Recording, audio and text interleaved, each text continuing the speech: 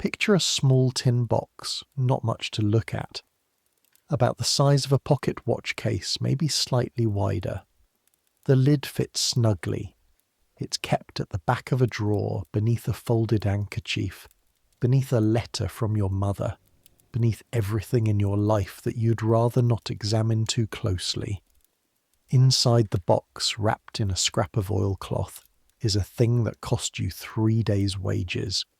3 days of copying ledgers in a cold office with your fingers cramped around a steel-nibbed pen.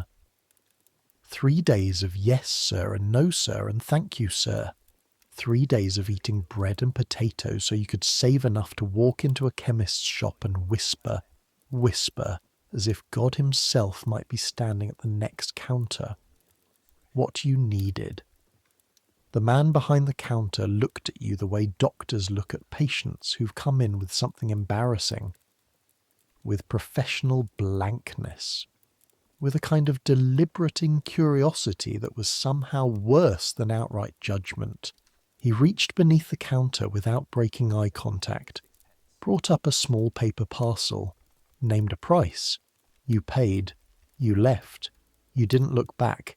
You've had it 3 weeks. You haven't used it yet. You're almost afraid to. It's 1869. You're 21 years old, and you are living in the most modern city in the world, in the richest empire the world has ever produced, and this small rubber object in this small tin box represents one of the most private, most shame-soaked, most genuinely complicated negotiations a young man in your position can undertake. Welcome to Victorian London, the city of progress, the city of steam and gas lamps and the telegraph and the steam-powered printing press. The city where you can send a letter to Edinburgh in the morning and receive a reply by evening. The city where they've just finished laying sewers beneath streets that used to run with filth. The city of Dickens and Darwin and Brunel.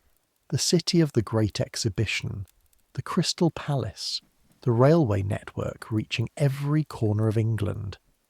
Also the city where buying a condom requires the social courage of a man confessing murder, where the word itself cannot be spoken in polite company, where the act for which it is used is officially supposed to not exist among respectable people until they are married, at which point it is suddenly acceptable but still not discussed, and where the object in your tin box will need to be washed in cold water and dried carefully on a clean cloth and dusted with talcum powder, and inspected for cracks by holding it up to the light like a piece of very unsexy stained glass, and then stored away again, and used again, and washed again, potentially dozens of times, because it cost 3 days' wages and you're not made of money.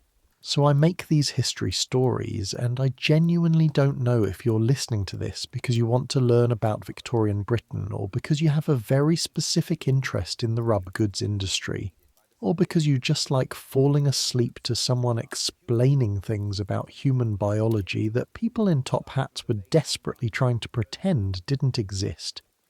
Either way, comfortable, good. We're going in. Your name is Thomas Marsh. You're 21 years old. You were born in Bristol, which means that when you arrived in London 18 months ago with a letter of introduction in one pocket and approximately 9 shillings in the other, you thought you knew what a city was. Bristol has a harbour. Bristol has industry. Bristol has fog and rain and narrow streets, and men in desperate circumstances doing desperate things. Bristol is not London. Nothing is London. The room you rent is in a lodging house on Clerkenwell Road, 4 flights up. The kind of climb that makes your lungs remind you that the air in this city is not technically air. It's more of a suggestion of air, a memory of air, something that contains, in addition to the usual oxygen and nitrogen, coal smoke and horse dung, and the particular chemical signature of 300,000 people living in very close proximity without bathing anywhere near as often as their descendants will consider necessary. The room is 8 feet by 10. You measured it on your second day because you couldn't sleep and needed something to do with your hands. There's a bed that sags toward the middle in a way that means you always wake up on your back staring at the ceiling whether you intended to or not. There's a washstand with a basin and a jug that you fill each morning from the pump in the courtyard below, 3 flights down in all weathers, including the kind of January mornings when the pump handle is cold enough to hurt through your gloves. There's a window that looks directly onto the rear wall of the building opposite, approximately 4 feet away. Occasionally someone on the other side opens their window, and for a moment you're close enough to have a conversation if either of you wanted to, which neither of you ever do, because this is London, and you maintain your privacy with the same ferocity that you maintain your reputation, which is to say, absolutely, and at all costs. There's a hook on the back of the door for your coat. There's a small table where you eat when you eat in your room, which is most evenings. There's a 3-legged stool. There is, on the windowsill, a pot of something your landlady Mrs. Dibble calls a plant, though it has shown no evidence of life in the 6 months since you moved in. It's possible she put it there before you arrived and has forgotten it exists. You water it anyway. Optimism is one of your more stubborn qualities. The tin box lives in the drawer of the washstand, under the handkerchief, under the letter from your mother which begins, "My dearest Thomas, I pray this finds you well in London," and continues for 3 pages in your mother's careful schoolroom hand, asking how your digestion is and whether you're attending church regularly, and reminding you that your cousin Sarah has married a solicitor's clerk. And isn't that wonderful news? And you should think about your future, Thomas.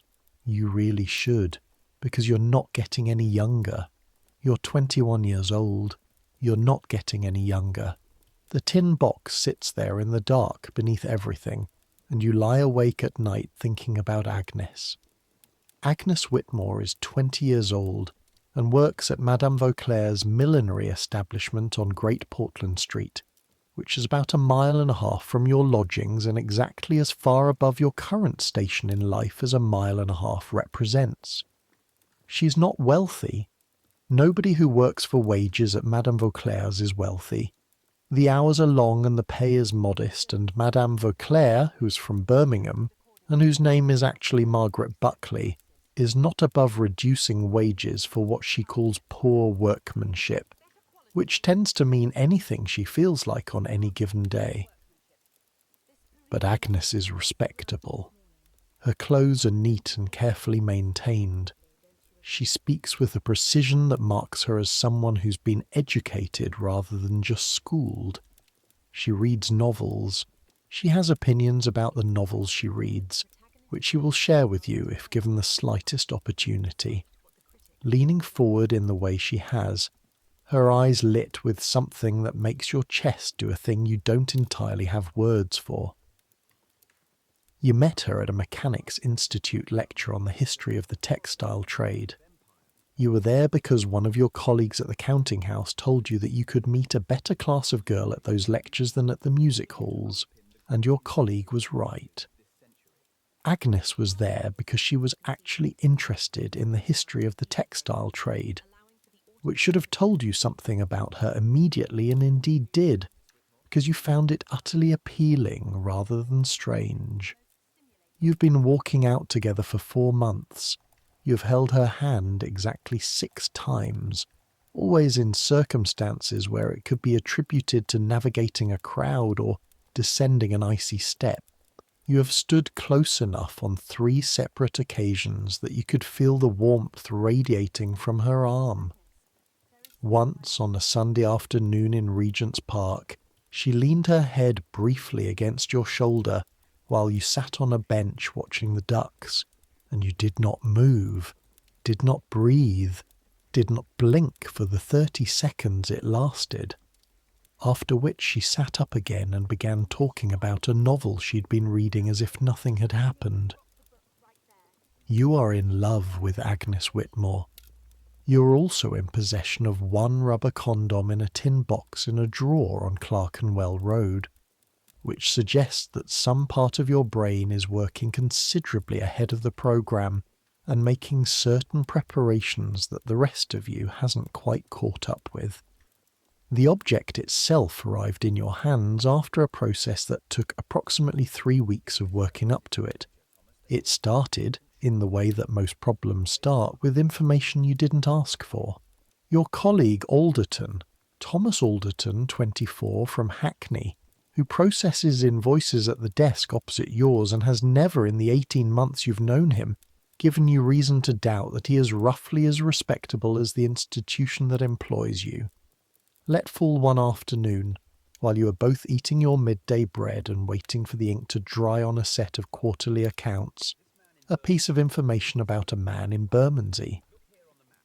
The man in Bermondsey, according to Alderton, worked in a rubber goods factory, made things, rubber things.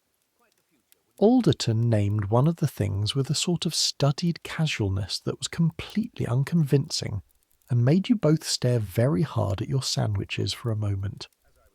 Apparently, said Alderton, they're quite good now, not like the old ones. What were the old ones like? You said, which was a mistake because Alderton told you. The old ones, apparently, or in here Alderton lowered his voice despite the fact that you were alone in the office, were made from animal intestines, specifically from the cecum of a sheep or a goat, dried and soaked in lye and stretched and fitted over a sort of wooden or cork form to shape them. They'd been around, in this basic form, for a very long time. Centuries. There are records of them from the 1600s. One Dr. Condom, though Alderton said the name might be apocryphal, the history being somewhat murky, was said to have supplied them to Charles II, which tells you something about both Charles II and the state of medical science in the 17th century. By the early 19th century you could buy them from the women who sold them outside the pleasure gardens, or from certain chemists, or from the establishments along the Strand that served a particular clientele. The gut ones, said Alderton, were apparently rather unpleasant to use. They had to be soaked in water before use to make them pliable. They smelled, said Alderton, with a face that suggested he was not speaking from personal experience, but was relaying information received from an unspecified secondary source, like what they were made from, which was intestines. They tore with some regularity. They were not, Alderton concluded, ideal. But then, in 1844, Charles Goodyear filed his patent for vulcanized rubber, and the world changed, as it tends to when someone discovers a process that makes a previously difficult material cheap, durable and reproducible at scale. The rubber ones, Alderton concluded, were much better.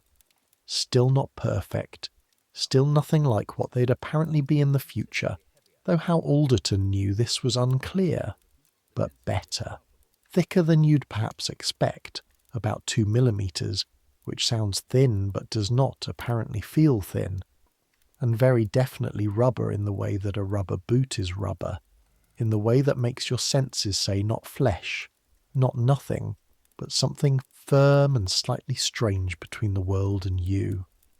They smelled of the vulcanization process, which was to say they smelled of sulphur, faintly.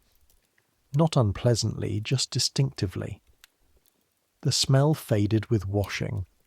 They could last, Alderton told you, if properly maintained, for years. Years. You'd thought about this for 3 weeks. Then you went to Mr. Hale's dispensing chemist on Holborn, waited until the 2 women examining the tooth powder left the shop, and whispered your request across the polished counter. Mr. Hale is about 60, thin, with the particular posture of a man who has spent 40 years bending over a mortar and pestle. He has kind eyes and very clean hands and the expression of a man who's heard everything there is to hear from behind a chemist's counter and has made a private decision to be shocked by none of it. He reached under the counter. They're always under the counter, these things, never on the shelves, never priced in the window, never discussed in normal tones, and produced the paper parcel. 1 shilling and sixpence. 1 and 6. That's a day and a half's wages for a copying clerk of modest advancement. That's 3 days' worth of lunches. That's the price of a decent seat at the theatre, or a pound of good tea, or about 30 candles, or a month's worth of boot blacking.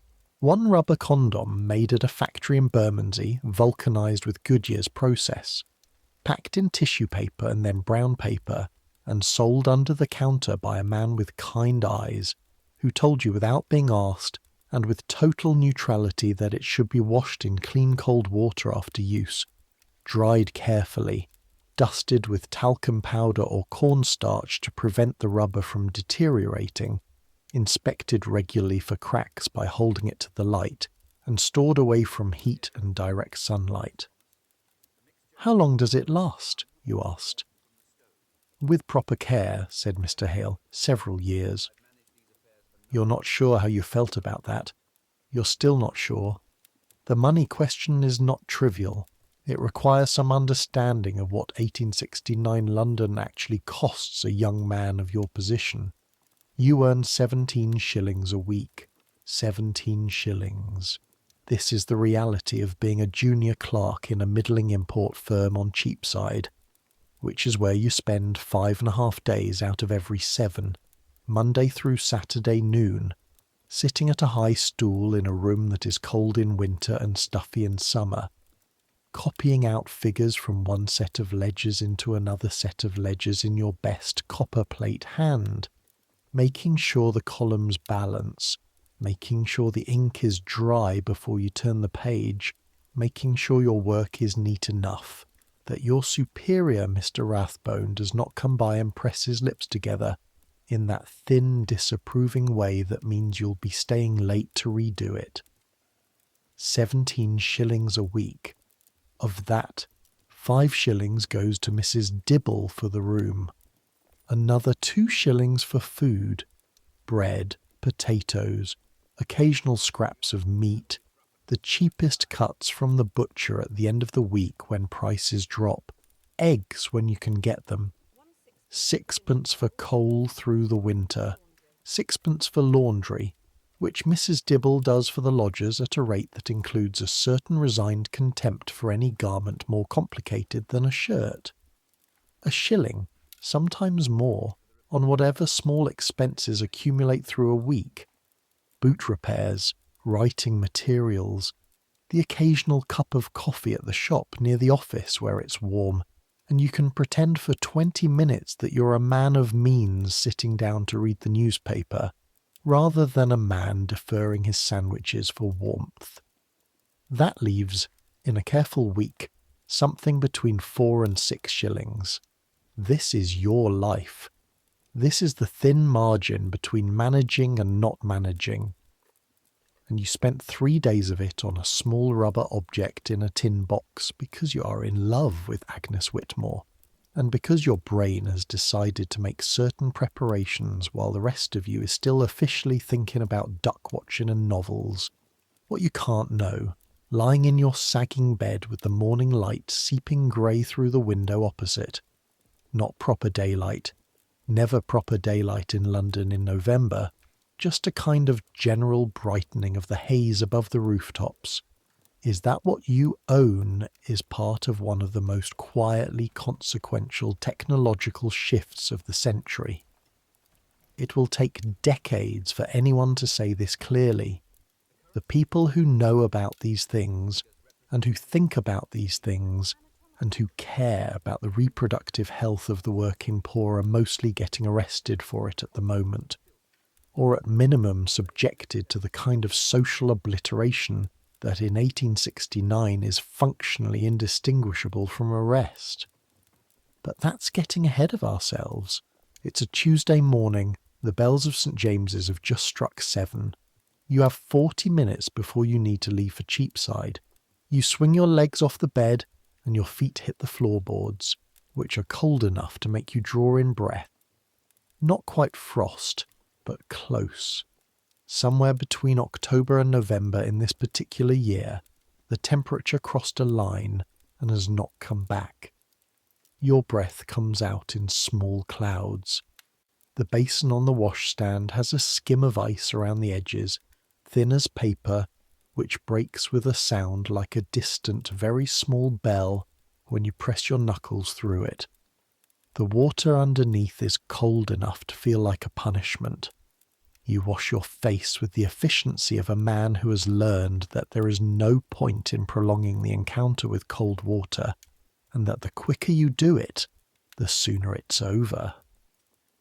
Your hands are red when you straighten up and reach for the towel, which is damp from yesterday and has that slightly sour smell that damp towels accumulate in rooms that don't get enough air. You dress by feel and memory in the dark, because the candle on the nightstand burned down to nothing around 3 a.m, and you haven't replaced it yet. Shirt first, slightly rough against the skin, the collar still holding the ghost of last night's starch. The waistcoat, which is good, navy wool, something you actually saved up for and are careful with. The frock coat, heavy and reliable. Trousers that you always check for the spot on the left knee where you caught them on a nail 3 weeks ago, and Mrs. Dibble mended with thread that's a slightly different shade of charcoal, visible if you look for it, which you never do, but Rathbone probably would. Black tie, tight. Boots, cold and stiff from the night, which you pull on with the boot puller you keep hooked over the washstand frame, working them on with the particular determined effort of a man fighting with footwear that hasn't warmed up yet. Hat, gloves, coat. You look in the small mirror above the washstand. The glass is spotted with age and the light is insufficient for proper assessment, but you look, as far as you can tell, like a respectable young man, like a clerk, like someone going somewhere legitimate to do something legitimate in a building full of people doing legitimate things. You do not look like someone with a rubber condom in a tin box in a drawer, which is the point. That's the point of all of it, really. All of Victorian England's extraordinary investment in appearances and propriety, and the careful maintenance of visible respectability. It's not that people aren't doing the things that people have always done. Of course they are. The birth rates suggest it fairly conclusively. The number of working women in London, the children born outside of marriage, the discreet establishments operating in specific streets in Soho and along certain sections of the Strand, all of this suggests that the human body continues to have its requirements, regardless of what polite society has decided it should publicly pretend. It's that you're not supposed to acknowledge it. Not on the surface. Not where anyone can see. The surface must be maintained. The surface is, in some ways, everything. You close the drawer. You go downstairs. The stairs at Mrs. Dibble's creak on the 2nd and 5th step from the bottom. A fact you know the way you know your own name. This knowledge has become instinctive over 18 months, so ingrained that you'd probably step over those spots in your sleep. Mrs. Dibble is already in the kitchen. You can hear the scrape of the range lid, the particular rushing exhale of coal catching, and the smell of something faintly meaty and mostly starchy drifts up from below. There are 4 other lodgers. Mr. Forrester, who is 50 and works for the post office, and nods at you in the mornings with the expression of a man counting the years to his pension. Miss Potts, who is about 40, and teaches piano to the children of modest families in the neighbourhood, and who has never in your knowledge broken any rule of decorum, and who regards all 4 of you male lodgers with a benign but alert suspicion. Barker, who is 19 and works at a printer's near Farringdon, and who is currently asleep, as he is most mornings, because printers keep late hours, And the newest arrival, a man called Whitfield, who's been here 3 weeks and whom you don't know at all yet, beyond the fact that he rises before you and is gone before breakfast and comes back after dark smelling of something chemical and slightly sweet that you haven't identified yet. You eat breakfast standing at the kitchen table, as most of the lodgers do, because Mrs. Dibble's kitchen is not designed for lingering, and Mrs. Dibble herself discourages it, without saying so, through the medium of making the room slightly less comfortable than necessary. Porridge this morning, which is better than usual. She must have used proper oats rather than the cheaper stuff. Thick and hot and faintly salty in the way that suggests she knows what she's doing. A cup of tea, dark and strong, a heel of bread. You eat quickly. Your mind is on Agnes, on a conversation that hasn't happened yet, but that your brain has been rehearsing for approximately 6 weeks, which is to say since about 2 weeks after you met her. You need to stop thinking about Agnes and start thinking about the 36 entries you need to copy before noon. You leave at 7:40. Outside, Clerkenwell Road is already fully in motion. The street has a particular quality at this hour, a concentrated urgency that's different from the midday crowd. This is the working hour. People moving with purpose, shoulders down against the November air, breath steaming around them in small individual clouds that merge and dissipate and get replaced. The road itself is a solid landscape of horse traffic, cabs and carts and the occasional omnibus lumbering east toward the city, the horses' hooves ringing off wet cobblestones with a rhythm you've stopped noticing and now only hear in its absence. You turn south toward Farringdon Road and then east along Holborn. This is your route. 1.5 miles, 40 minutes. More than enough time on a clear morning. You know it well enough now that your legs carry you without much instruction from your brain, which is busy thinking about Agnes and about the tin box in the drawer and about a conversation that keeps not quite happening. You pass Mr. Hale's chemist shop without meaning to slow down, and then slow down anyway. The window display is entirely respectable. A show of packaged Epsom salts and a printed card advertising a tonic preparation and a stack of throat lozenges in a glass jar. Nothing under the counter visible from the street. Of course not. Nothing of that nature is ever visible from the street. There's a boy of about 12 already sweeping the step. He glances up at you with that particular London incuriosity. You exist, so you don't require examination. You keep walking. The thing about the chemist, the thing that you couldn't quite articulate when you were standing in front of the counter with your coin out and your face carefully arranged, is the way the transaction sits in you afterward. Not guilt. That's not quite the word. Something more like a weight. The weight of a secret that isn't precisely dangerous, but that is, in the geography of Victorian England, profoundly private. The chemist knows. That's one person who knows. In the social logic of 1869, that one person is one person too many. Even though Mr. Hale has never given you any reason to doubt his discretion, even though his whole business model depends on his discretion, even though you know rationally that he sells these things to dozens of men every week, you know it rationally. Your body hasn't quite accepted it. This you will learn. This is the texture of Victorian sexuality. It is not prudishness, exactly.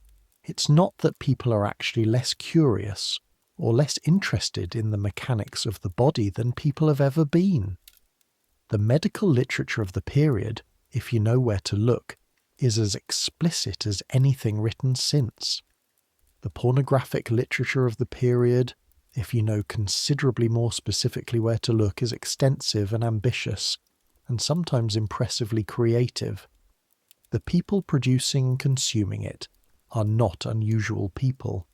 They're clerks and professional men and lords and MPs, and in somewhat different categories, they're wives and sisters and daughters, human beings doing human things. What's particular about this period is the gap between what is done and what is acknowledged, the gap between private life and public life, between what happens in bedrooms and what can be spoken of in sitting rooms, between the reality of sexuality and the official fiction about it, and maintaining that gap, holding it open, keeping the fiction running, never letting the one side bleed into the other, requires an enormous amount of energy from everyone involved. It's exhausting, is the honest answer. It's exhausting in ways that accumulate so gradually you don't notice until you stop. But you're not stopping yet. You're 21 and you're walking to work, and Agnes Whitmore leaned her head on your shoulder in Regent's Park, and the world is full of possibility. The office at Fenchurch and Company is on the 3rd floor of a building on Cheapside that is, like most buildings in the commercial heart of the city, designed to be functional rather than pleasant. Stone facade, tall narrow windows, wooden floors that have been scrubbed clean so many times they're worn pale in the paths between desks. There are 7 clerks in your room, plus Rathbone's glass-partitioned office at the end. The room smells of ink and coal and the specific damp-wool smell of overcoats drying on hooks. You hang your coat, take your stool, open the correct ledger, find your place from yesterday, uncap your ink, begin. The work is copying. That's essentially the summary of it. You take numbers and words from one source and reproduce them with accuracy and neatness in a second source. You're a human copying machine, which is something that will eventually be replaced by an actual machine, though you won't live to see it, and the people who run this firm are not thinking about it.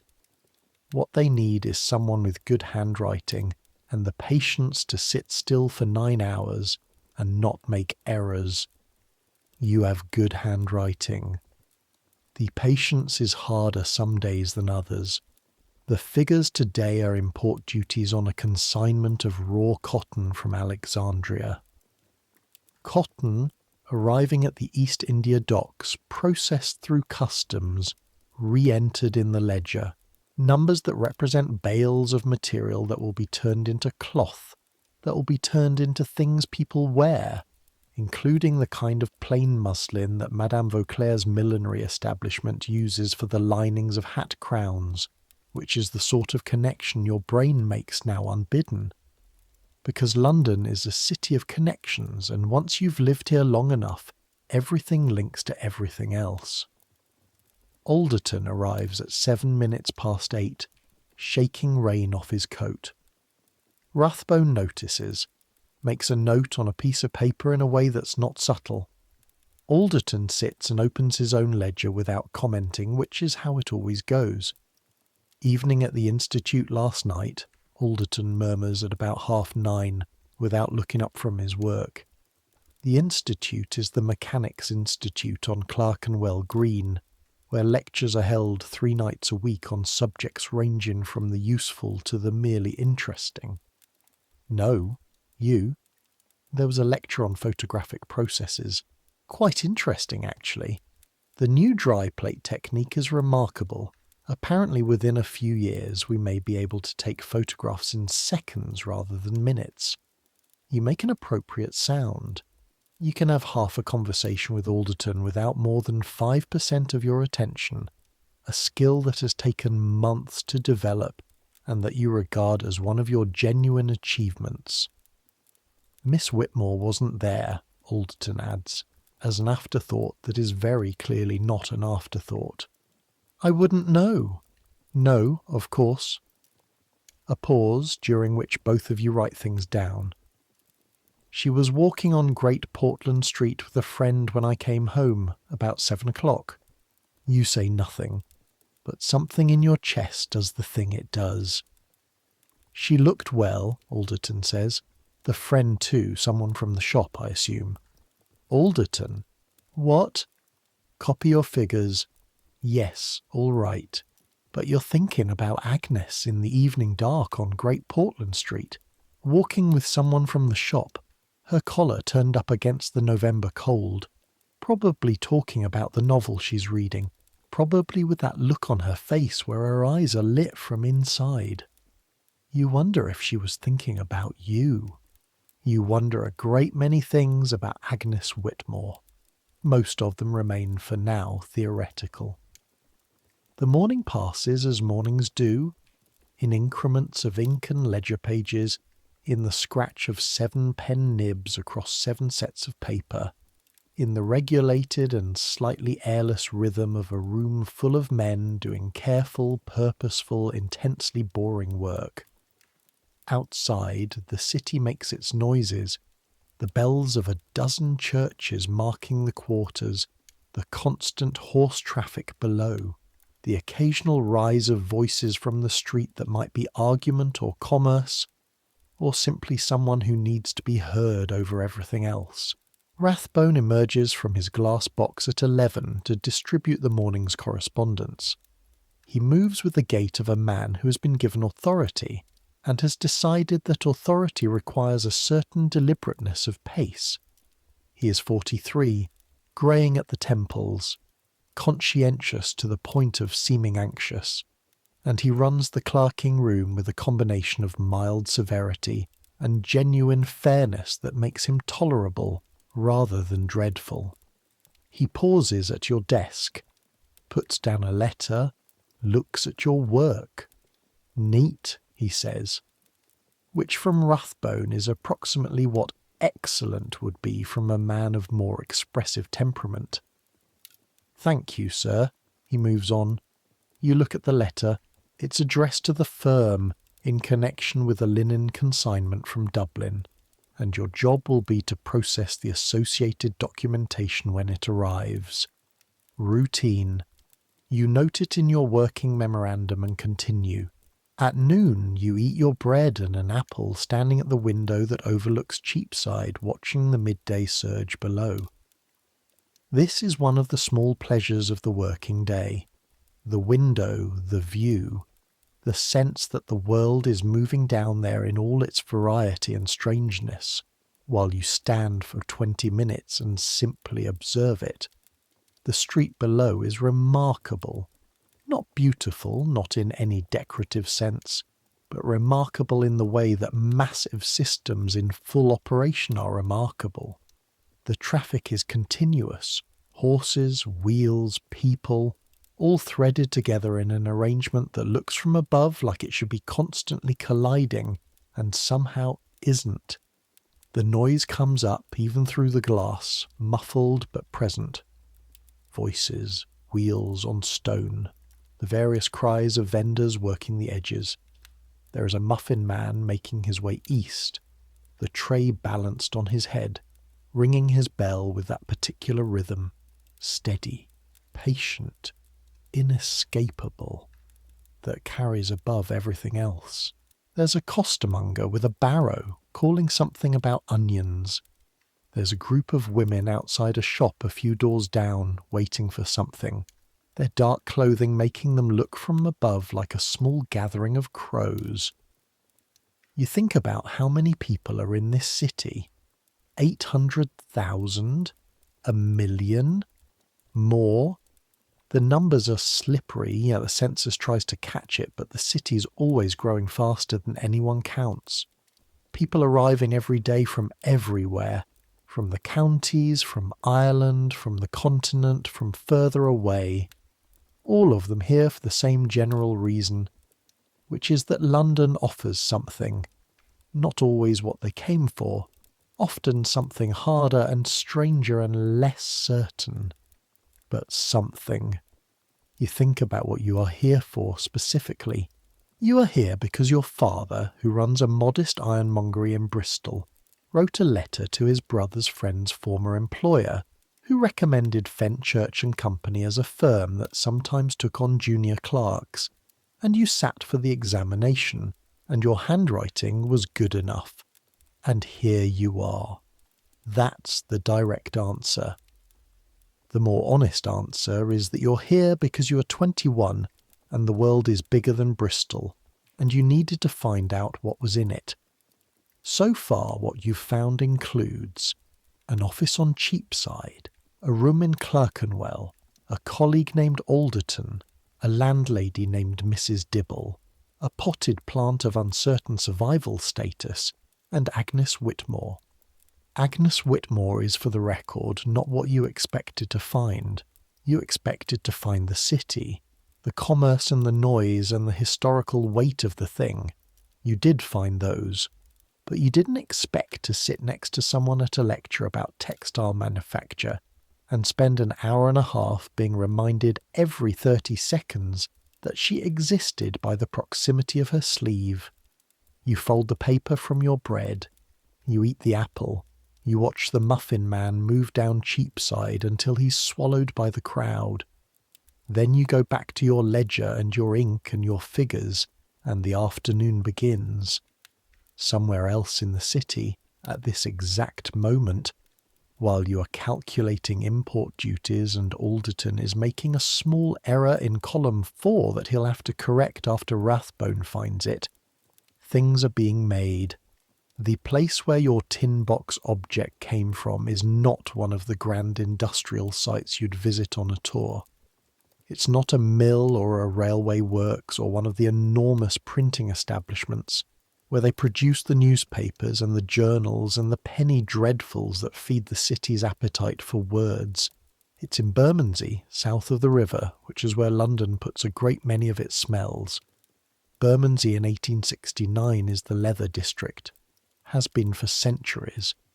The tanneries line the road south of London Bridge, processing hides in ways that have barely changed since medieval times, immersing the animal skins in pits of bark and water and time, working them through the chemical stages that transform hide into leather. The smell of Bermondsey, if you've ever been there, is something that stays with you. It's not just unpleasant, it's present in a way that suggests the smell has mass. It coats you, gets into your clothing. On a warm day with the wind from the south, you can smell Bermondsey from the north bank of the river, standing on London Bridge. Among the tanneries and the glue factories and the vinegar works, because Bermondsey also produces an extraordinary amount of vinegar, the smell of which is at least cleaner than the other contributions to the district's air. There are rubber works, not the grand Goodyear establishments. Those are in Birmingham mostly and in Manchester. The London rubber trade is smaller, more various, producing a range of goods for which rubber goods serves as both literal description and useful euphemism. The factory where your condom was made is called, so far as it calls itself anything publicly, S. Reeves & Son, India Rubber Goods Manufacturer. It sits on a side street off Bermondsey Street, between a glue factory and a rag sorter's. The sign above the door is modest. The smell is not modest. Vulcanized rubber smells like sulphur. Not strongly, not always, but the baseline note is always there, underlying everything else. The flat, slightly eggy quality of sulphur compounds, the chemical cousin of the smell of struck matches. In a factory where rubber is being processed, shaped, and vulcanized in the specific combination of heat and sulfuric acid that Goodyear's process requires, the smell is the first thing you'd notice, followed closely by the heat. The rooms are warm, unnaturally warm for November. The furnaces that maintain the temperature required for vulcanization don't care what month it is outside. The workers are in their shirt sleeves, or for the women who work there, with their outer layers removed. Their faces run with sweat in the inner rooms, the skin reddened and gleaming. The workers at S. Reeves & Son are mostly women. This is common in the manufacturing trades where fine work is required, and wages are accordingly modest. The women who cut and shape and inspect the rubber goods Not just the specific items you're imagining, but the full range: bottle stoppers, jar seals, surgical tubing, waterproof aprons. The items that require precision handling are young, mostly between 15 and 30, from the streets around Bermondsey and Southwark, and across the river from the poorer sections of the city. They are not told, officially, what everything they're making is for. This is a standard arrangement. It's also not necessary to tell them, because they know, the way workers always know what they're making, regardless of how the management chooses to frame it. They know and they carry on, because the work is there and the money is needed, and asking questions about the intended purpose of things you make with your hands is a luxury unavailable to people who need the wages. The woman at the shaping bench, let's call her Ellen, because her name is Ellen Marsh. No relation to you, 22 years old, 2 years at Reeves, and considering whether she can get a position at the surgical supply firm on Borough High Street, which pays slightly better. Works with a piece of raw rubber sheeting about the thickness of a heavy woolen coat. The sheeting has been compounded and processed already.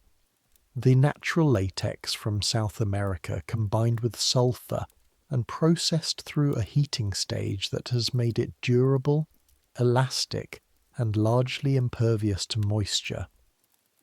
She places the sheeting on the cutting board, takes the steel form. It looks like what it is, though it's not something you'll find in a parlour conversation, and marks around it with a grease pencil. Cuts with sharp scissors, 2 pieces, front and back.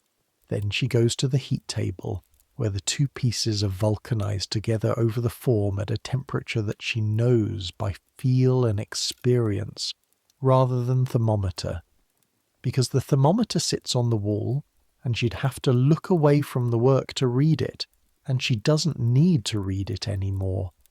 The smell intensifies during vulcanization.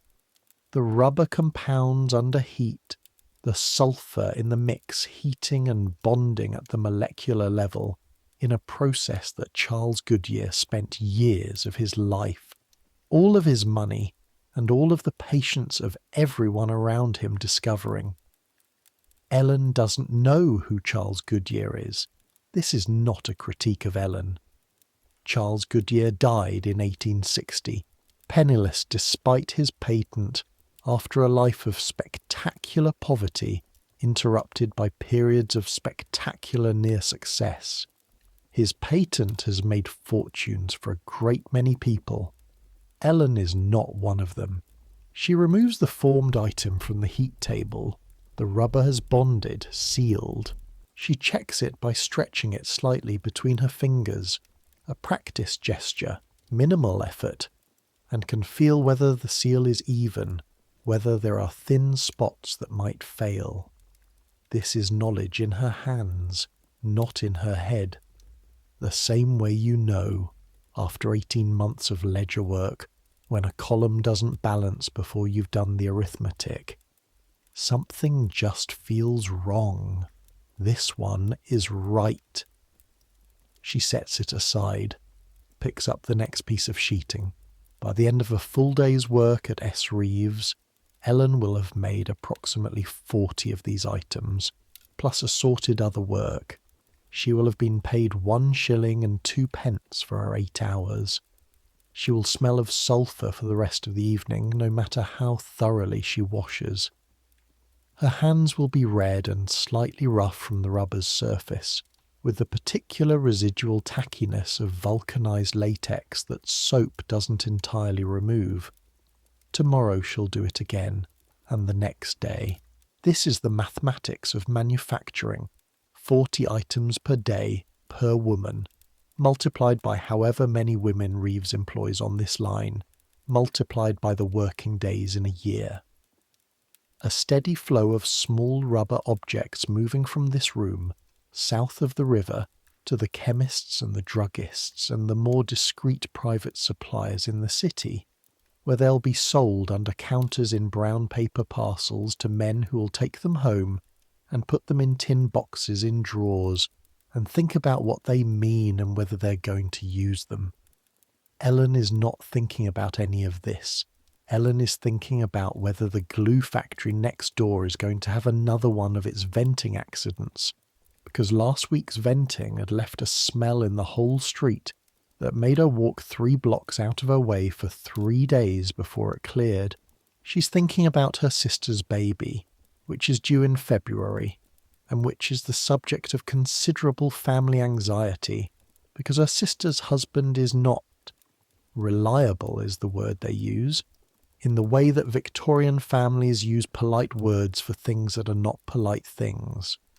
She's thinking about whether it'll rain on her way home, because she has a pair of boots with the sole that's nearly gone on the right foot, and she cannot get them repaired until Friday when she's paid. She is a person with a full life and a set of concerns and a competence in her work that her employer values because it produces money, and that she values because it is hers, one of the few things she has that belongs entirely to her. She will never know that one of the 40 items she made today ended up in a tin box on Clerkenwell Road, in a drawer, under a letter from a mother in Bristol, next to a handkerchief. The distance from her hands to yours is shorter than you'd think. You finish work at 6. The walk home on a November evening is a different London from the morning one. The gas lamps have come on. They come on earlier now that the days have shortened to almost nothing. The lamplighters working their way up each street an hour before sunset, so that by the time full dark arrives, the city is already glowing with that particular yellow-orange light that doesn't quite illuminate and doesn't quite fail to illuminate. That makes everything just visible enough to navigate and just uncertain enough to be strange. The shadows between lampposts are proper shadows, the kind with weight to them, the kind that a man with something to conceal could move through without being noted.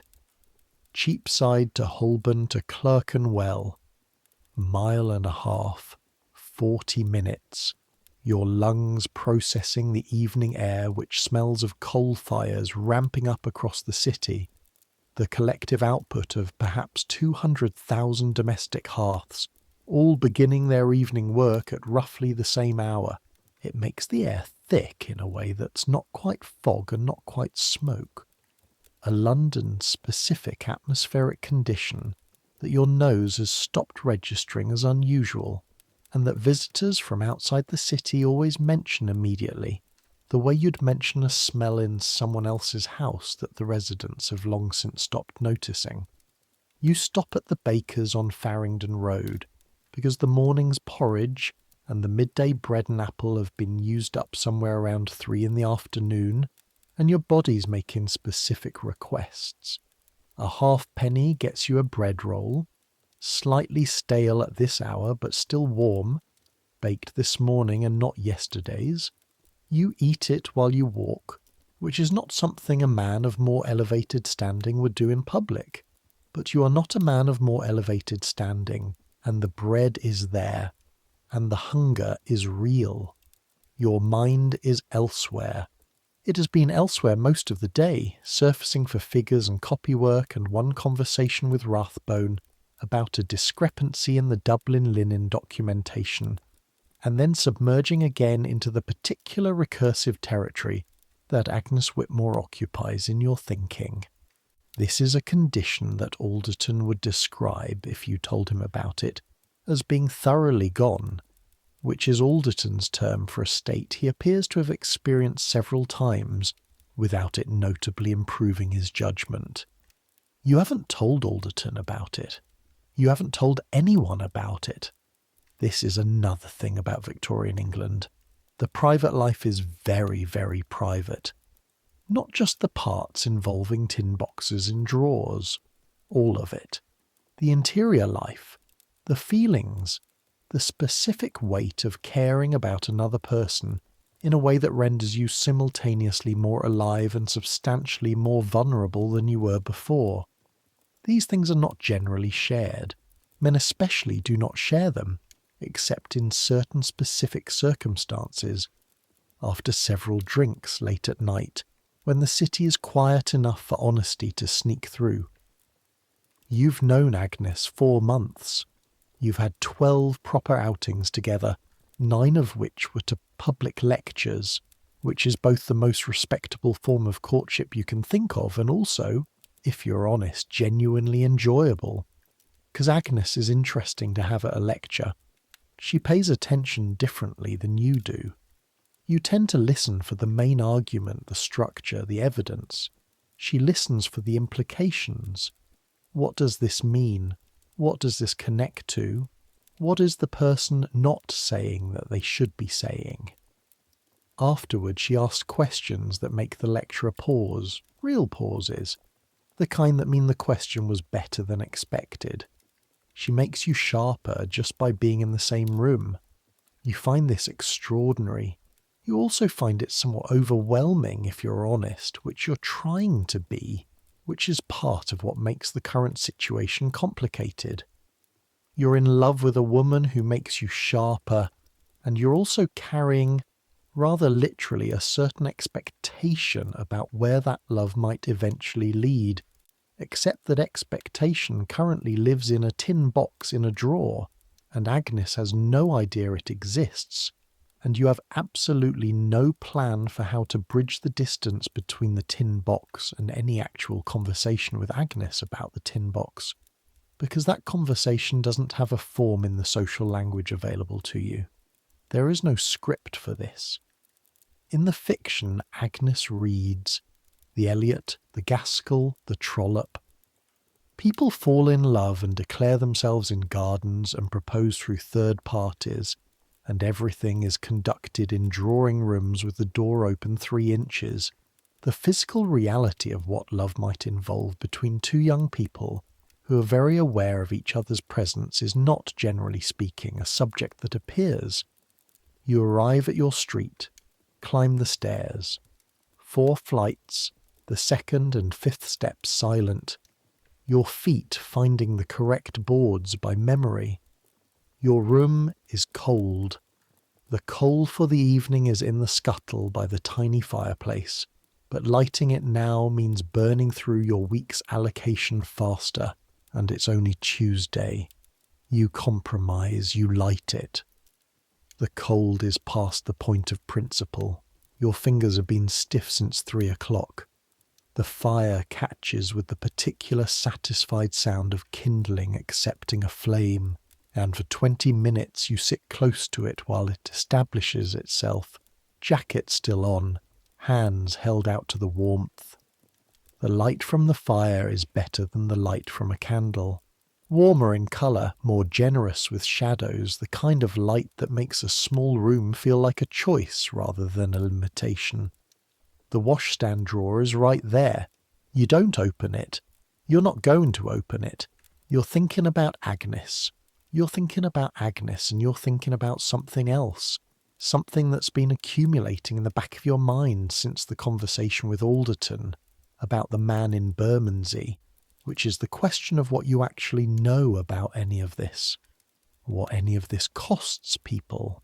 What any of this means. And the honest answer is very little.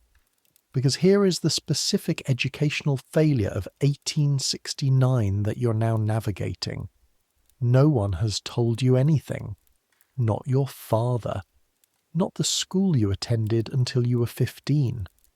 Not the clergymen. Not the medical profession, except in forms so wrapped in euphemism as to be essentially content-free.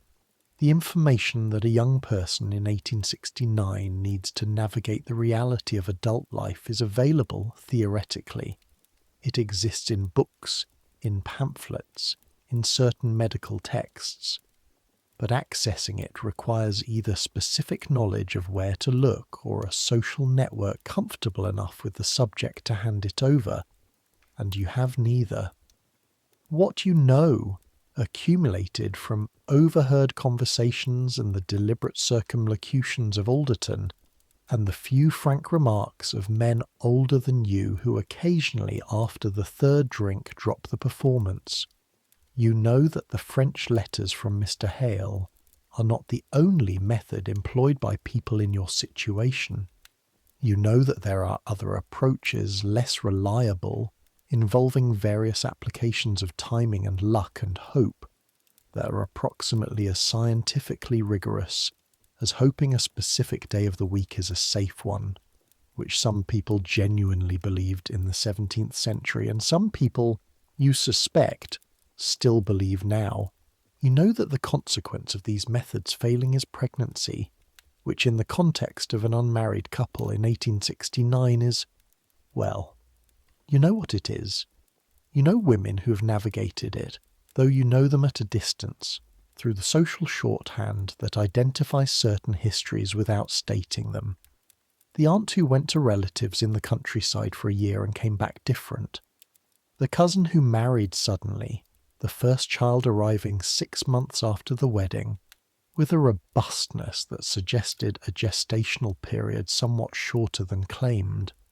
You know about diseases, though this is an area where your knowledge is vaguer and more frightening, outlined in shapes rather than specifics. You know that the Haymarket, which is 3 miles from where you're sitting, contains establishments where certain things happen, and that some percentage of the men and women involved in those establishments contract something that starts with symptoms that can be hidden, and progresses to symptoms that cannot.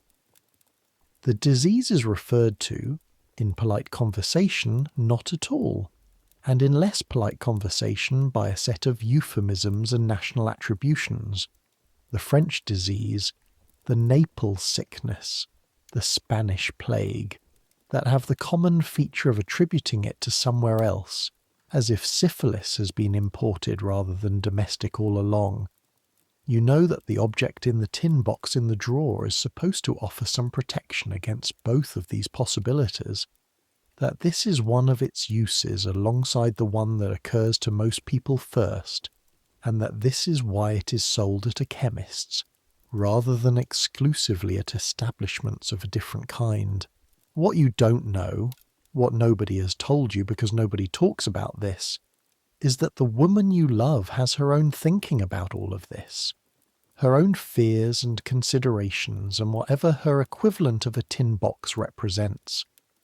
Agnes Whitmore, who reads novels about women's interiority and has opinions about those novels and who asked a lecturer on the history of textile manufacture, a question that made him pause and rethink his closing paragraph.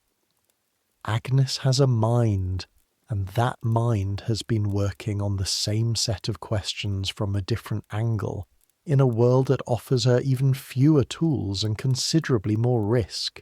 You don't know this. The architecture of Victorian privacy prevents you from knowing it. But you think about her face. You think about the bench in Regent's Park and the 30 seconds of her head on your shoulder. You think about whether it's raining on Great Portland Street right now, where Alderton said he saw her, and whether she's had her supper, and whether she ever in the evenings thinks about you. Your fire has settled into a proper burn. The room is warm enough now to take your jacket off. You hang it on the hook behind the door and sit back down and try to think clearly. The letter from your mother is in the drawer, under the handkerchief, above the tin box. You should write back. You owe a reply from 3 weeks ago. Your mother asks about your health and your digestion and your church attendance and your prospects, and you write back about your health, which is fine, and your digestion, which is also fine, and your church attendance, which is somewhat irregular but not in a way you feel obliged to report in detail, and your prospects, which are improving. You don't write about Agnes, not yet, not until you know what Agnes is, which is to say not until you know whether Agnes is someone you can introduce to your mother, which is to say not until you've had the conversation that you can't quite have because there's no script for it, which means the letter home remains one topic short of complete.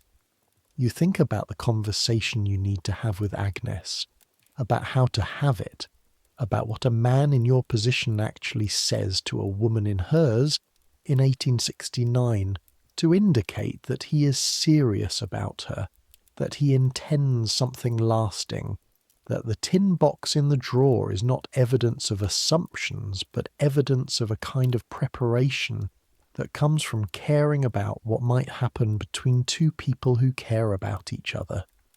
You cannot say, I have purchased a contraceptive device from a chemist in anticipation of, no, obviously not. You can say, I would like to speak with you about the future, which opens a conversation, which might eventually lead to others, which requires that you see her, which requires that you ask to see her, which you should do, actually, because it's been 4 days since your last walk, and you are aware of the gap in a physical way, as something slightly wrong about the week's texture, a missing note. You get out a piece of paper. You write a note to Agnes at Madame Vauclair's establishment, a formal note, addressed properly, because you cannot show up at her workplace unannounced, and you don't know where she lodges except that it's somewhere north of Oxford Street, somewhere in the general geography of her life that you haven't yet been invited to know fully. The note asks if she would be willing to walk on Saturday afternoon, if the weather permits. You suggest the area around the embankment, which is being remade at the moment.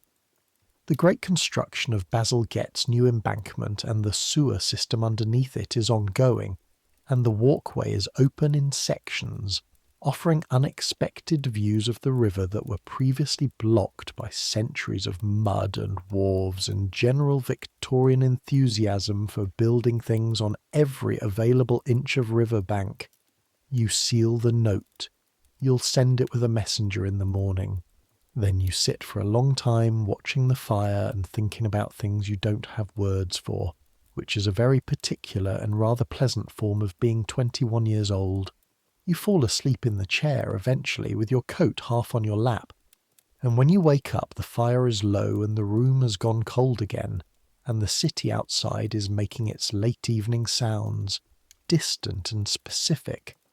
A cart on stone, a voice somewhere, the particular quality of a city that never fully stops but has dropped its daytime urgency for something slower and more human. You go to bed. You don't open the drawer. Thursday. The note comes back on Thursday, via a boy from Madame Vauclair's who arrives at the Fenchurch offices at 10:30 and gives Rathbone the note with a look of absolute professional neutrality that does not prevent Rathbone from handing it to you with his thin-lipped expression tuned to a setting just above neutral. You take it without visible reaction, which is its own small performance. You open it when Rathbone has retreated to the glass box. Agnes's handwriting is better than yours. This is one of the first things you noticed about her, which tells you something about the things you notice. It's clear and quick, a hand that was educated by someone who took penmanship seriously, with a natural forward slant that suggests speed rather than care, which means she writes the way she thinks, faster than seems quite proper, reaching ahead of itself. Saturday afternoon, the embankment, 3 o'clock. She suggests they meet at the corner of Villiers Street and the Strand, which is a natural meeting point. She says she has been intending to see the construction for some time, and this seems a good occasion. That's all. No emotional content, no warmth beyond the choice to accept, but she accepted. She didn't wait, didn't hedge, didn't suggest some future occasion. Saturday, 3 o'clock. Alderton, watching from the corner of his eye with the focused incuriosity of someone definitely watching, says nothing.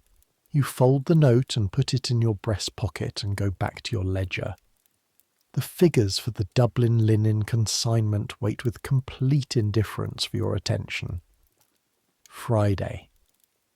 On Friday afternoon, Rathbone dismisses the office at 4, a rare event, attributed vaguely to some business with the partners that requires the room emptied early, though the real reason is probably that one of the partners wants to leave for the country before the weekend and needs the building relatively quiet.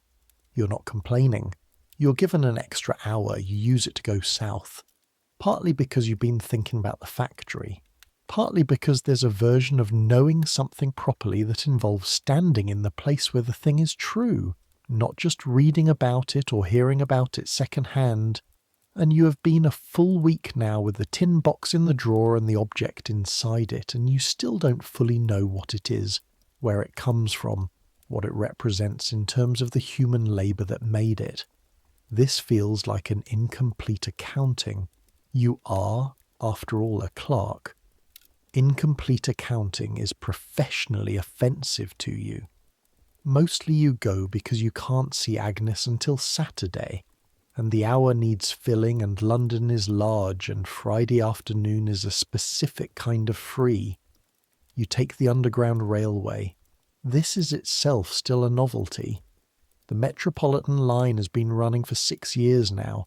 The steam-powered trains moving through tunnels cut just below the surface of the city, and it has not yet lost its quality of mild impossibility. The sensation of descending into the earth and hurtling through it in a rattling carriage full of people, reading newspapers by the light of gas lamps mounted in the carriage walls. The smell in the tunnels is coal smoke and sulphur and something else. Something mineral and subterranean, the particular atmosphere of cut earth and brick that never quite leaves the air down there. You go to London Bridge, emerge into the different quality of South Bank air, that distinction between north and south of the river, a division that has to do with prevailing winds and the specific industrial contributions of the South Bank, which smells of its trades in a way that the city proper smells of its commerce, the one being earthy and chemical, and the other being papery and financial, though both have their own distinctive contribution to the general London atmosphere. Bermondsey is a 20-minute walk east of London Bridge. You've been there once before, in your first weeks in the city, passing through on the way to an errand in Southwark, and what you remembered was the smell. What you remember now, approaching it from the north along a street that narrows as the commercial buildings give way to the denser, lower structures of the working-class neighbourhood, is that your memory had accurately preserved the smell, but had somehow compressed it into something less total than the reality. Bermondsey smells like the inside of an animal. That's the honest version. The tanning process involves taking the skins of dead cattle and sheep and immersing them in solutions of tree bark, oak bark mainly, broken down in pits dug into the ground, for months at a time, turning what is basically a raw, rotting animal hide into finished leather through a process of controlled decomposition that has its own logic and its own ancient craft knowledge, and that smells, while it's happening, like rot. Like wet, tannic animal rot, specific and strong and pervasive enough to colonize the inside of your nose and stay there. You walk through streets where the tanning pits are set into the ground of yards visible through open gates, the dark liquid in them still and slightly iridescent, the stacked hides in various stages of their long processing, men moving around the edges with the deliberate certainty of people who know exactly what they're doing, with something that would sicken a casual observer. Mixed into this is the smell of the glue factories. More animal product, the scraps and fragments and bone processed down into the adhesive that holds together half of London's furniture and books and manufactured goods, and the vinegar works, which adds its own sharp note to the compound, something acidic cutting through the animal rot, not improving it, just complicating it. And underneath it all, when you get close enough to the right streets, the sulphur note of rubber vulcanization, You know it now from Alderton's description, though knowing it in description and encountering it in actual atmosphere are different things. It's more specific than you expected, less like the general chemical smells that hospitals and factories produce, and more like the particular note of a struck match, held about a foot from your nose, constant rather than momentary. S. Reeves and Son is on a side street. You found it with some difficulty, triangulating from Alderton's description and your own sense of the area, and it turns out to be exactly as modest as you imagined. A 3-story building of uncertain brick, some decades old, with a wooden sign above a double door that's currently closed. A small high window on the ground floor is open despite the cold, and from it comes a warm exhalation of that sulphur rubber smell, concentrated and warmer than the street air, with something else underneath it, something fatty and slightly sweet, which might be the lubricant used in the shaping process, or might be something from the glue factory 10 feet away. It's hard to be certain. 2 women come out of the building's side entrance as you're standing there. They're wearing dark work dresses and their arms are reddened to the elbows, hands showing the slight tackiness of the rubber work. They're talking, the way people talk at the end of a shift, with the particular energy of a conversation that's been waiting all day for the opportunity to happen. They don't look at you. You're standing on a public street and they're going home, and there's no reason for them to look at you, and they don't. You wonder which of them made your tin box object. Which hands shaped it and vulcanized it and checked the seal and set it aside. It's a strange thought, not unpleasant, just strange. The intimacy of production, the way the things that pass through your hands and into your private life were made by other hands that have no knowledge of where they're going, that pass out of one person's grasp without ceremony and into another's without connection. Every object in your room was made by someone. Your frock coat, the washstand, the basin, the tin box come to that. All of it touched by hands before yours, shaped by people whose names you'll never know, whose labour is present in the thing but invisible. Once the thing is finished and sold, you stand there for a moment longer than you need to.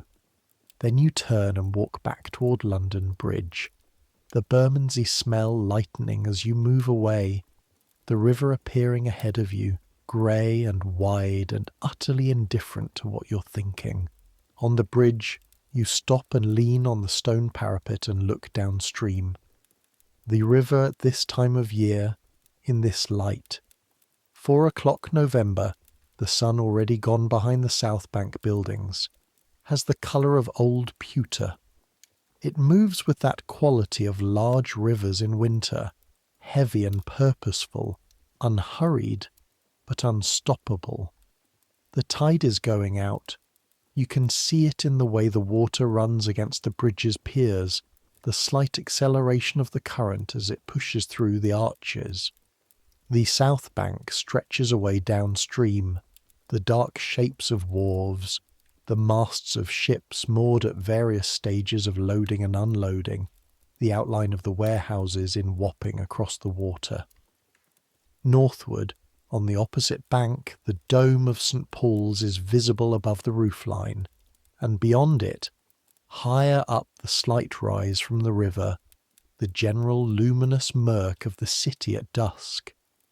You think about the woman who made the object in your tin box, Ellen, though you don't know her name, about her walk home tonight, the sulphur still in her clothes, boots with a wearing sole. You think about the distance between your tin box and her hands and everything in between, the factory, the paper parcel, Mr. Hale's counter, your pocket, the drawer, all those miles and transactions and silences. The cold is coming up through the stone of the parapet. Your hands are getting stiff. You push off and keep walking north. Saturday arrives with the specific quality of Saturday, a different texture to the morning, the sounds of the streets slightly different when the weeks Working urgency is suspended, less density to the foot traffic, the city's machinery running at a different speed. You sleep until 7:30, which is a luxury. The fire from last night has gone out, but the room has held some warmth. It's cold, but not punishing. You dress more carefully than usual. This is automatic, not deliberate. Your hands reach for the better shirt without instruction from your brain, the slightly newer waistcoat, the good boots rather than the everyday ones. You stand in front of the spotted mirror for slightly longer than usual. This is fine. This is normal. You are allowed to care what you look like. The morning passes slowly. You take your time over breakfast, which is unusual. You read a section of the newspaper that Mrs. Dibble takes and leaves on the hall table for the lodgers to share. She is, in this and a few other respects, a better landlady than her sour manner suggests, and you have come to appreciate this. The newspaper is yesterday's, but that's fine. Most news in 1869 does not so deteriorate overnight that the next day's version is meaningfully different. The news this morning, such as it is, reports from the Suez Canal, which has just opened to navigation, a point of considerable imperial interest, the new route to India cutting weeks off the journey, the commercial implications vast and not fully absorbed yet. A letter in the correspondence column about the state of the sewers in Bermondsey, which makes you smile slightly, having just been there. A notice for a lecture at the Royal Institution on Electrical Phenomena. You read about the Suez Canal properly. You've been following this because the firm handles goods that come through routes this canal will affect, and because it's genuinely interesting. The physics of it, the engineering, the political complexity of a canal cut through Egyptian territory by a French company with British capital, and everyone arguing about whose it is. The sheer audacity of cutting a path through a strip of land to connect two seas, of saying the route isn't good enough, we'll make a better one. Agnes, you think, would have an opinion about the Suez Canal, about the Egyptian workers, about what it means that the nations doing the cutting and the building are not the nation the canal goes through. You're going to ask her. At 2:30 you put on your coat and hat and go out. Villiers Street slopes down from the Strand to the river, narrow and busy even on a Saturday afternoon. The foot traffic substantial enough that you have to navigate rather than simply walk. At the corner with the Strand you stop and look along the street, and there she is, already there, standing with her back to a shop front and looking toward the river with an expression you can't quite read from this distance. She's wearing her coat, dark blue wool with a collar she can turn up, which she has, and her hat, which is one she mentioned once was a reject from Madame Vauclair's workroom, slightly imperfect in some respect that she said she couldn't stop seeing now that she knew about it, but that you genuinely cannot detect. She's carrying a small bag. She's looking at the river, and she doesn't know you're there yet, and for a moment you watch her from 20 feet away and feel the whole complicated weight of caring about a person, which is a thing that doesn't get easier or simpler no matter how many times you experience it. She turns, sees you, and her face does something that your chest responds to immediately. Not a dramatic response, just a sort of, yes, it's you, good. Mr. Marsh, she says, Miss Whitmore, this is the form. Thomas and Agnes only in your own head. Shall we? The embankment is open between Hungerford Bridge and Westminster, the new surface finished and walkable, though the construction continues around it. The scaffolding of Basil Gett's great work still visible on either side, the sheer scale of what's being done here visible in glimpses through the gaps. The sewers cut below the riverbed. the engineering that will permanently change the relationship between this city and its river, taking the waste that used to simply sit and rot and putrefy and channeling it east to treatment works at Beckton, away from the water supply, away from the river, away from the conditions that bred cholera in 1832 and 1848 and 1854, and that the entire project exists to prevent from happening again. You tell Agnes this as you walk, which might seem like an odd romantic choice, but is in fact exactly right for Agnes, who wants to know what things are and where they come from and what they mean. The Great Stink was only 12 years ago, she says. 1858. Parliament almost had to adjourn because the smell from the river was so bad they couldn't work in the building. And this is the solution. This is the solution.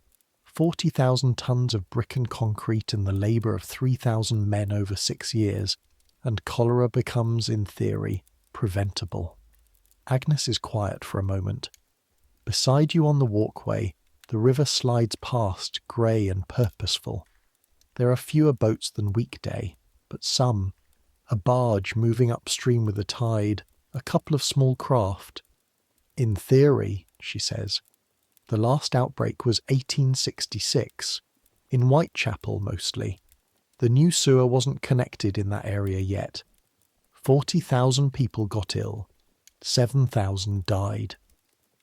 Agnes turns this over in the way she has, the slight internal movement of a person fitting new information into a structure already under construction. So when they build the rest of it, cholera becomes what the doctors think it ought to be. A preventable disease, not an act of God, an act of bad engineering, an act of not building the right things. She looks at him, at you, with something that might be appreciation, though it's more precise than that.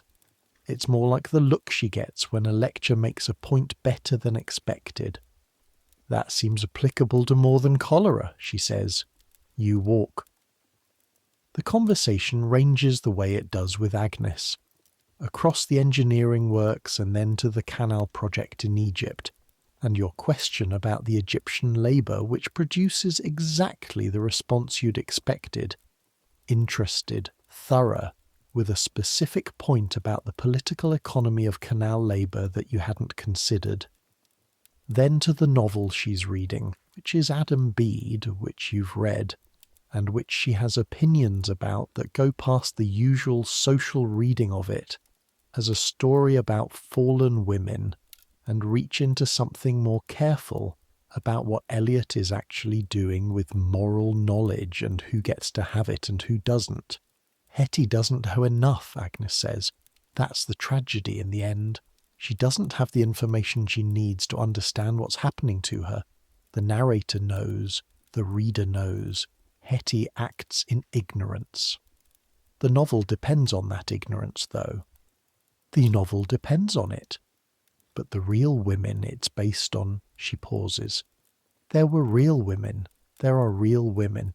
And the novel treats the ignorance as tragic, but it doesn't ask why the ignorance exists, or who profits from it. You think about tin boxes and brown paper parcels and chemists with kind eyes, and information that is available if you know exactly where to look, and unavailable otherwise. Who does profit from it, you say, which is less a question than an opening. Agnes looks at you with a different quality of attention now. The people who set the rules about what women should and shouldn't know. That's general. It's specifically the church and the medical profession and the laws about what can be published and sold.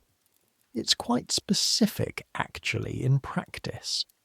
Have you heard of the Malthusian League? You have, vaguely. The population people? The people who think that working-class families have too many children because they don't have access to information that middle-class families have access to. The people who publish pamphlets about family limitation and get arrested for it. A pause. Mrs. Besant is interesting on the subject. Annie Besant. You've read the name in the newspaper in connection with various reform movements, labour, women's rights, the various causes that cluster around the progressive edge of London's intellectual life. You didn't know she wrote about family limitation specifically. What does she say? That the poverty of working class families is not inevitable. That a woman who can choose when and whether to have children is a woman who can make other choices. That the information to make those choices is being deliberately withheld from the people who most need it. Agnes says this in the way she says complicated things, with precision, without performance, as if the words are exact tools being applied to an exact problem. She's looking at the river, not at you. You're thinking about the tin box, about 1 and 6pence under the counter at Mr. Hale's, about Ellen in the Bermondsey factory, making 40 items a day for wages that leave her boot unrepaired, about the woman on the steps of the gin cellar the evening you walked home with the link boy, who you didn't look at closely enough to see whether she was sleeping or unconscious or dead. The information exists, you say. Of course it exists. It's existed for centuries. It's being sold under counters in every major city in the country. It's in medical textbooks. It's in pamphlets that get seized and burned. It's not a secret in any meaningful sense. Agnes turns to look at you directly now with that look. What's being kept secret is the permission to know it. You hold that. The permission to know, not the information, the permission. The two of you stand at the river wall for a moment, not speaking, the city doing its steady work around you, the November air cold and clear by London standards, the dome of St. Paul's visible upriver in the grey afternoon light. You want to tell her about the tin box. You want to tell her specifically that you've been thinking about these questions. Not quite these questions, not in this articulate form, but related questions, in your own less precise way. And that the conclusion you've arrived at has to do with care, with the specific form that caring about another person takes when you're trying to think clearly, rather than just act on the moment. You don't tell her. Not yet. The conversation isn't ready. But something has shifted in it. Some load-bearing wall has moved, and you can feel the different quality of the air between you. Shall we keep walking? Agnes says. Yes, you keep walking. By the time you reach Westminster Bridge and turn back east, the afternoon light has gone fully golden and then started to fade. The early dark of November settling in from the east. Agnes's collar is still turned up. Your hands are cold. You'd forgotten to bring gloves, a failure you're now paying for in increments of stiffening fingers. Agnes, you notice, has gloves. Small, dark, worn to the point of showing the shape of her knuckles, but functional. You've talked for nearly 2 hours.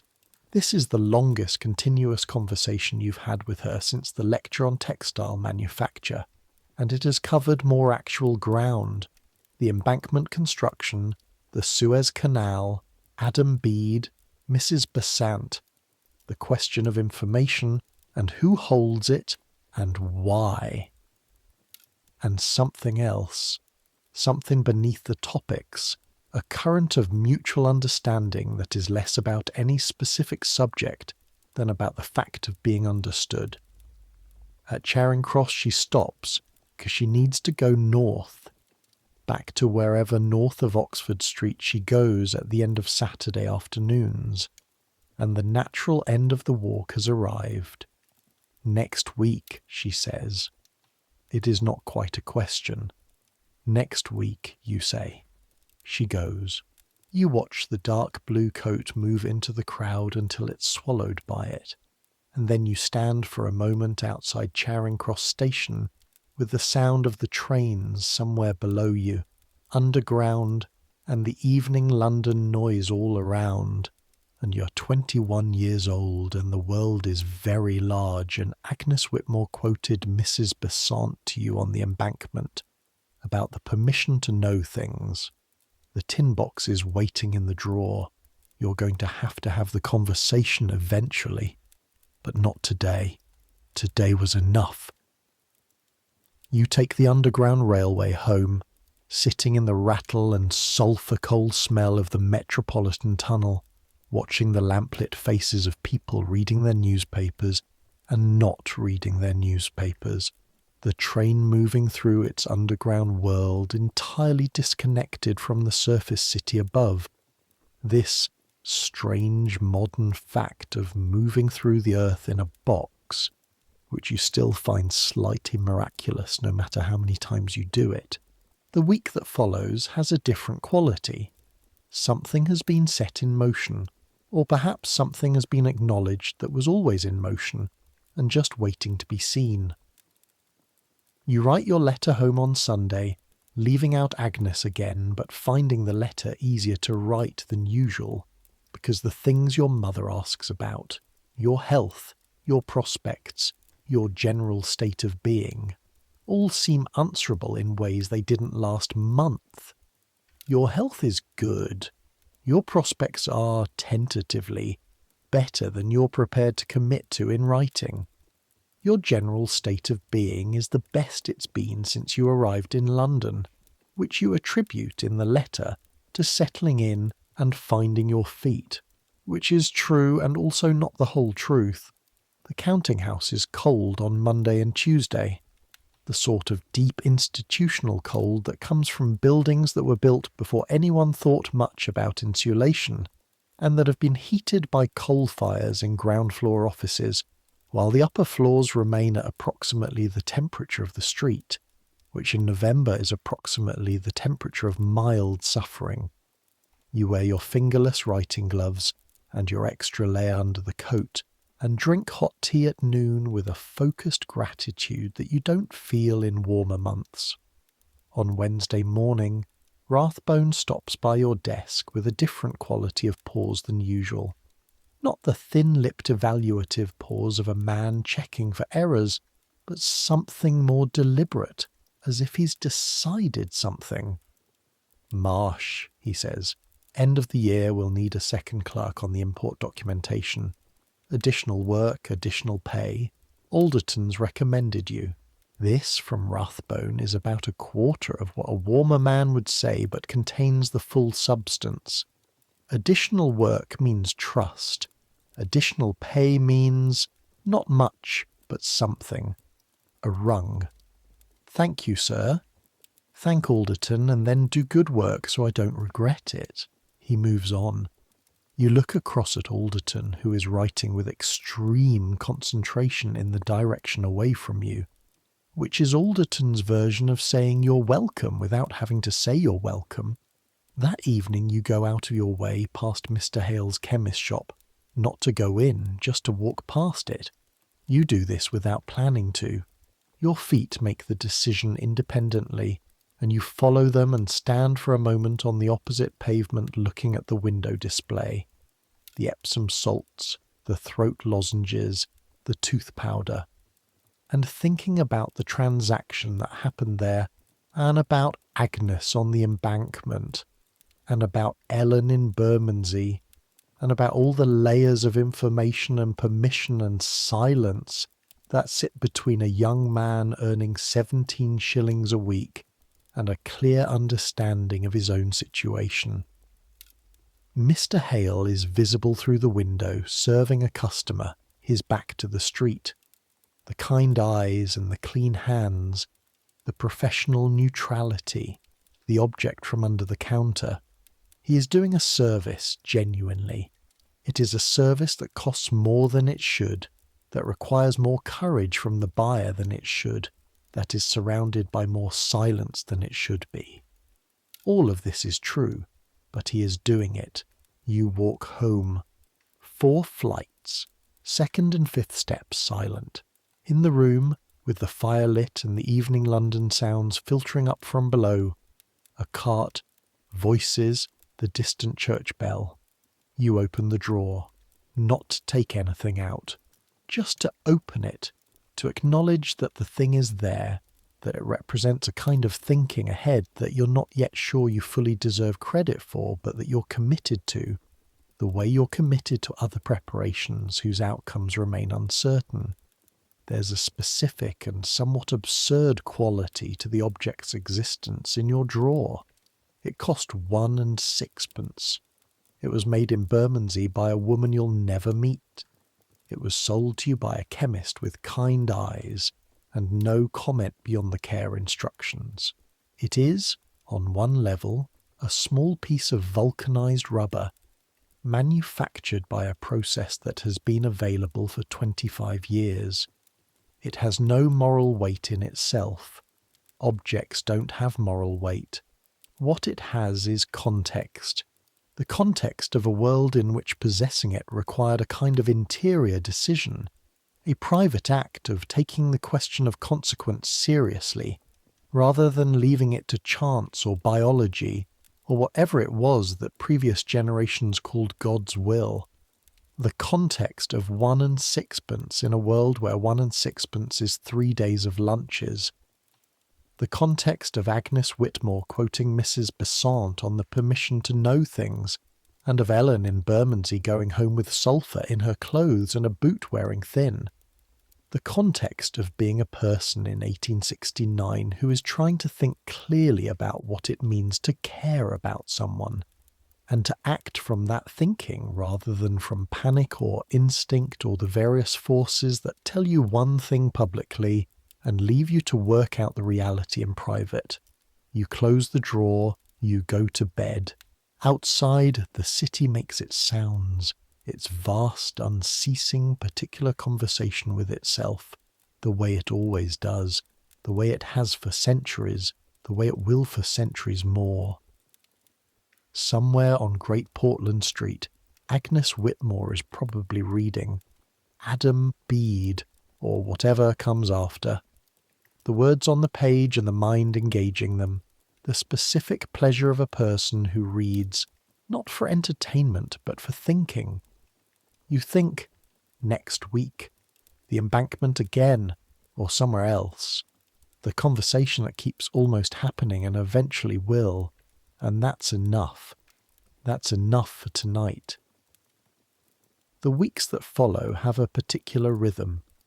You see Agnes on Saturday afternoons, which becomes, without formal discussion, without any explicit agreement, simply the arrangement.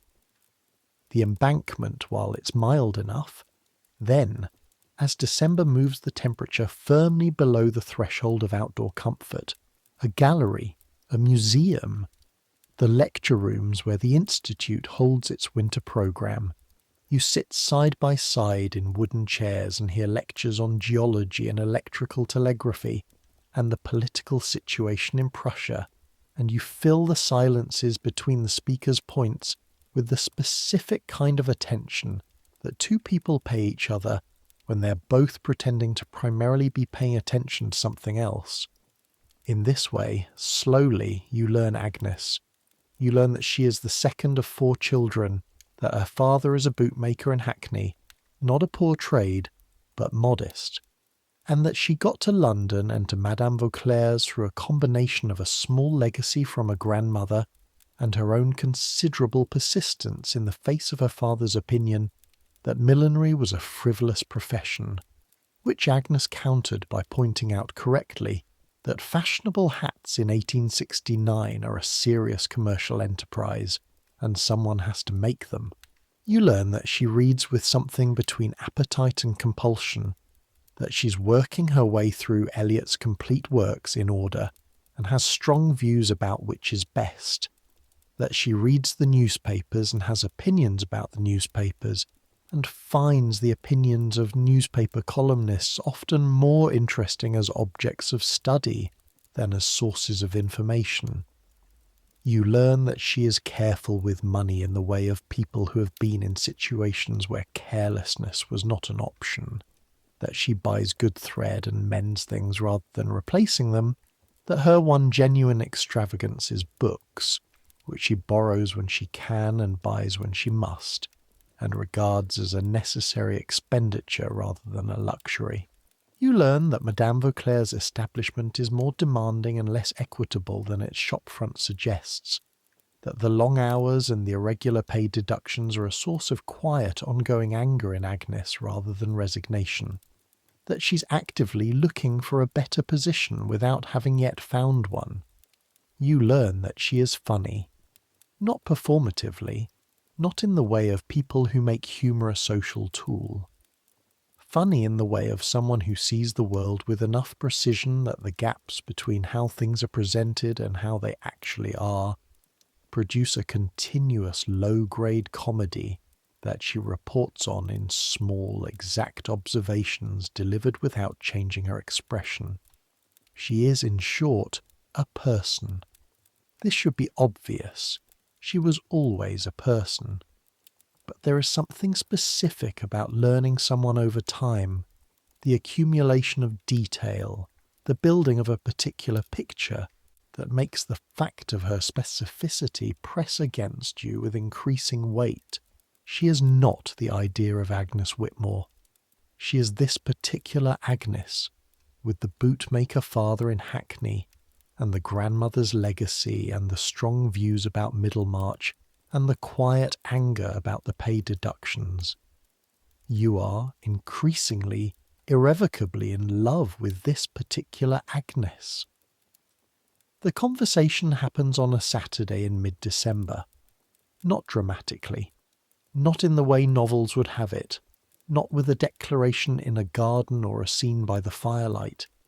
It happens on the top deck of an omnibus going north through Bloomsbury, because Agnes suggested on a whim that they should go somewhere new, somewhere neither of them had been, and you got on the omnibus without knowing exactly where it went and found yourselves going north through streets you didn't know well.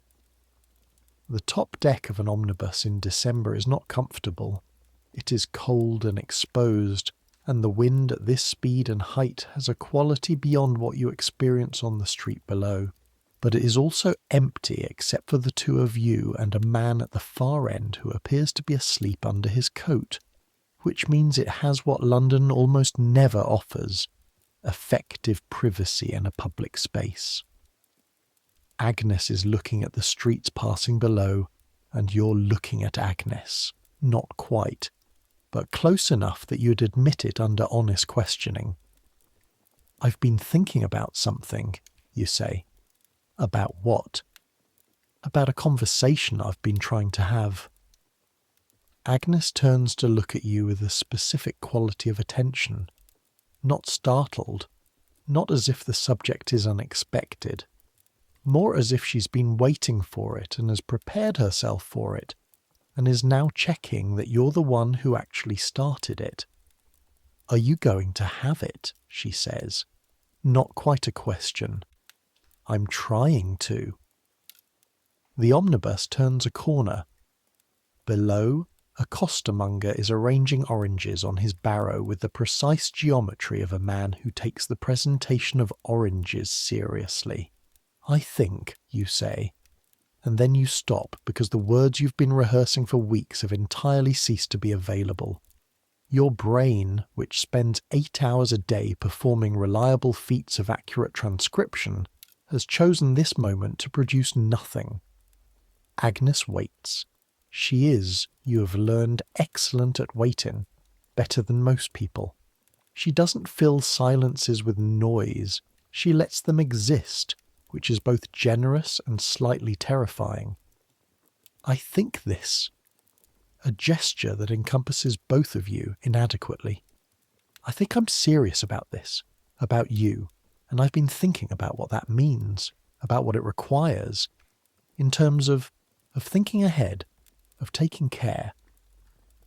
Agnes is quiet. The omnibus rattles north. "I went to Mr. Hale's," you say, which is not the speech you'd planned, which is in fact a fairly abrupt jump to a specific piece of information that you hadn't intended to lead with, but which has apparently decided to leave your mouth regardless. The chemist on Holborn. A pause. Ah, Agnes says. It's one syllable, but it carries a particular weight.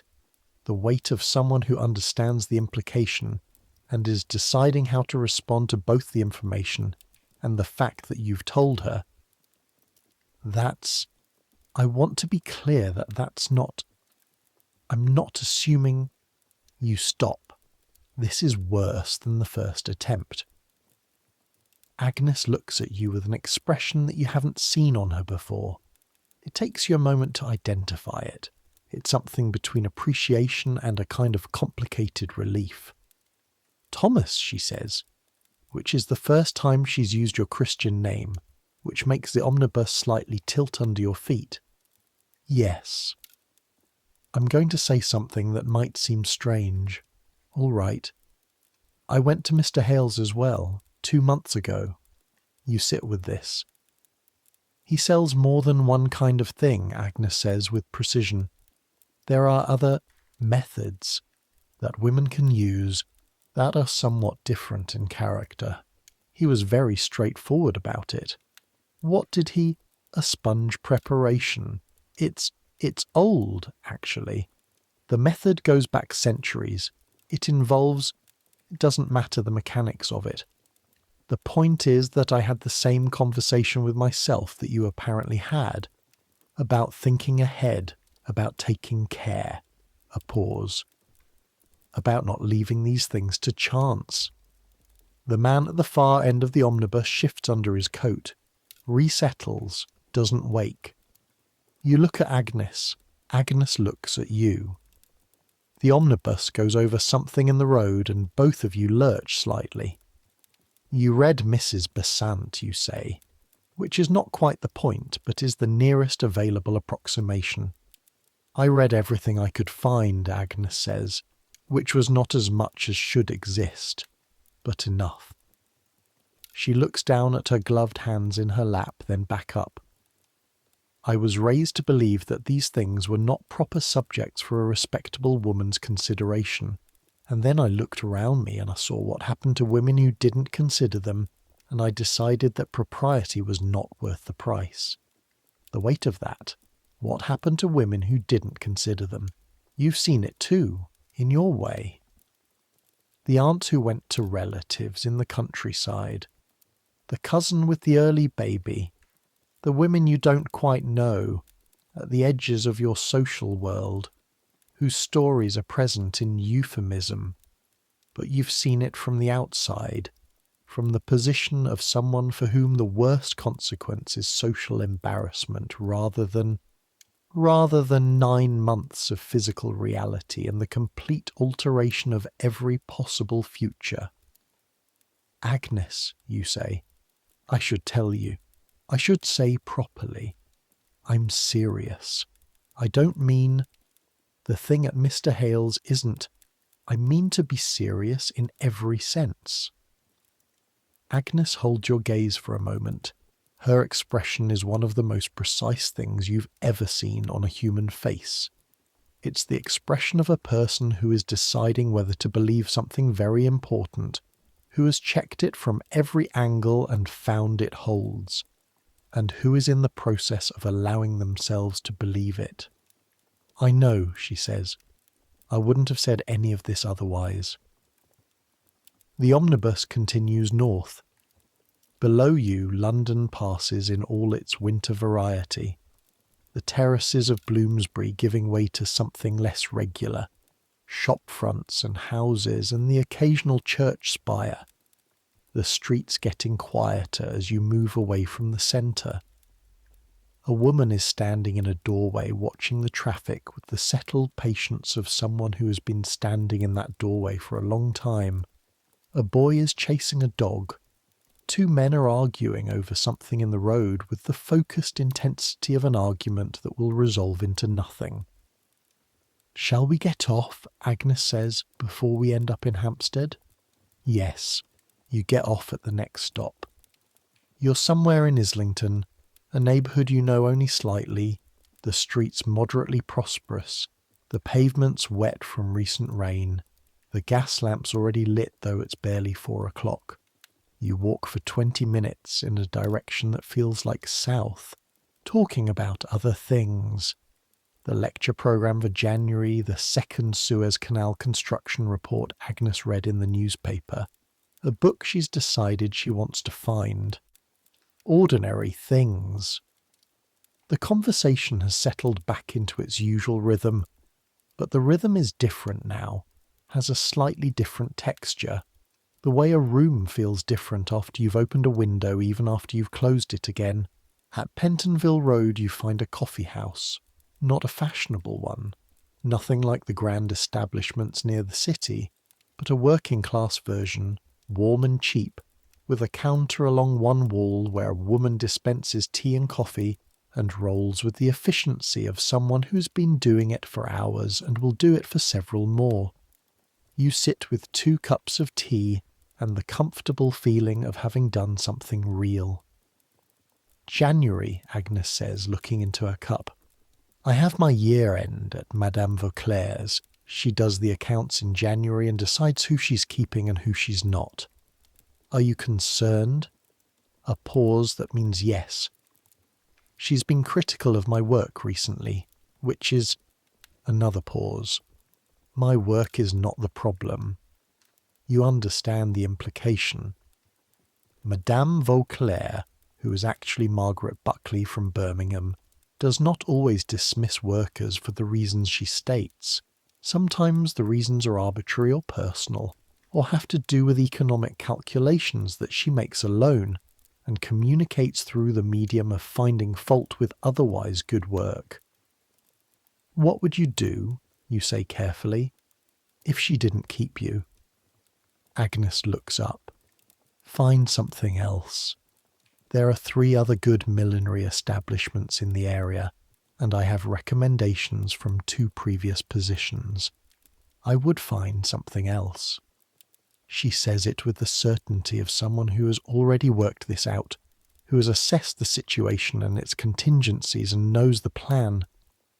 Then, more quietly, it would be difficult for a few weeks, but I'd manage. You know, you say, and stop. Agnes waits.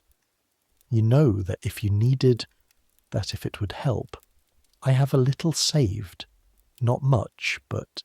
Thomas... I know, I'm just saying.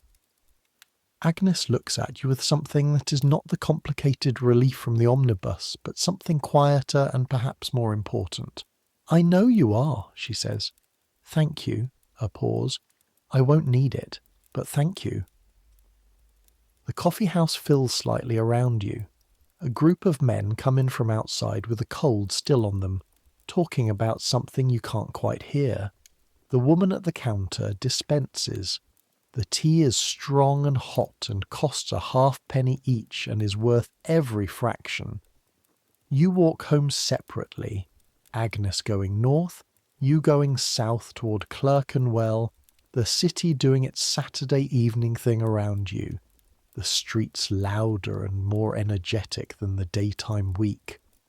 People going out, groups moving between pubs and theatres, and the music halls and the various establishments that occupy the nighttime economy of London with complete informality. You feel, walking home, the particular quality of a day that has moved forward in a real direction. Not dramatically. Nothing has been decided. Nothing has been formalised. No declarations made in any of the official forms that Victorian society prefers. But something real has been said and something real has been acknowledged, and you're both, you think, the kind of people who take real things seriously. The tin box in the drawer. Agnes and her preparation 2 months ago, working from whatever information she could find. Both of you, separately, making the same decision, in the same weeks, through the same difficult navigation of available information, and insufficient support, and the general Victorian architecture of silence around these things. You climb your stairs, 2nd and 5th steps. Your room is cold.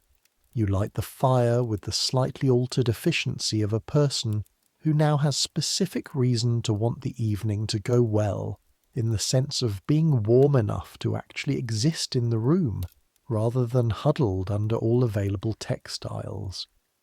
While the fire catches, you sit on the edge of the bed and think about what you know and don't know, and who told you and who didn't and why. Who told you? Alderton, briefly, about the existence of the Bermondsey factory and the improvements in rubber goods. Mr. Hale, in flat professional sentences, about the use and maintenance of the object under the counter. Agnes this afternoon, about Mrs. Besant and the permission to know things, the general atmosphere of London, which contains everything in one form or another if you know how to read it. Who didn't tell you? Your father, who presumably knows something about these matters given that you exist and have a sibling. Your schoolmasters, every clergyman you've encountered in your life, every official publication or curriculum or public statement on the subject. This is not unusual. This is the condition. And the condition has consequences. There is a man you know, slightly, through the Mechanics' Institute, not a friend, an acquaintance in the looser sense, a man you've spoken to twice after lectures. His name is Fawcett. He's about 35, a doctor with a practice in Holborn, and he has the particular quality of a person who has seen a great deal of the direct consequences of the world's decisions, and has formed strong views about those consequences without being in a position to do much about them in the larger sense. You met him after a lecture on public health, during which he said something sharp from the floor that made the lecturer pause. You talked afterward for 20 minutes about the cholera maps, Snow's maps of the 1854 Broad Street outbreak, which traced the cases to a single water pump and changed how medicine understood disease transmission, which Agnes would appreciate knowing about, you think. You'll tell her. Fawcett was interesting on the subject. Precise, not given to performance. The kind of doctor who became a doctor because bodies and their mechanics genuinely interested him, rather than because it was a respectable profession. He's at the next Institute lecture, a Tuesday in the last week of November on the history of surgery, and you find yourself sitting 2 rows behind him, which allows for conversation in the interval. You don't plan what happens next. It develops from a comment Fawcett makes about the lecture's omissions. Specifically, its failure to mention the contribution of midwives and informal medical practitioners to what gets presented as a purely professional history, which leads you, by a route you can't fully reconstruct afterward, to the question of what women in London in 1869 actually have access to in terms of medical information. Fawcett looks at you with the assessment of a man deciding whether a question is serious. Decides it is. What they have access to and what exists are quite different things, he says. What exists is extensive. The knowledge about reproductive health, about methods of family limitation, about the basic mechanics of how bodies work.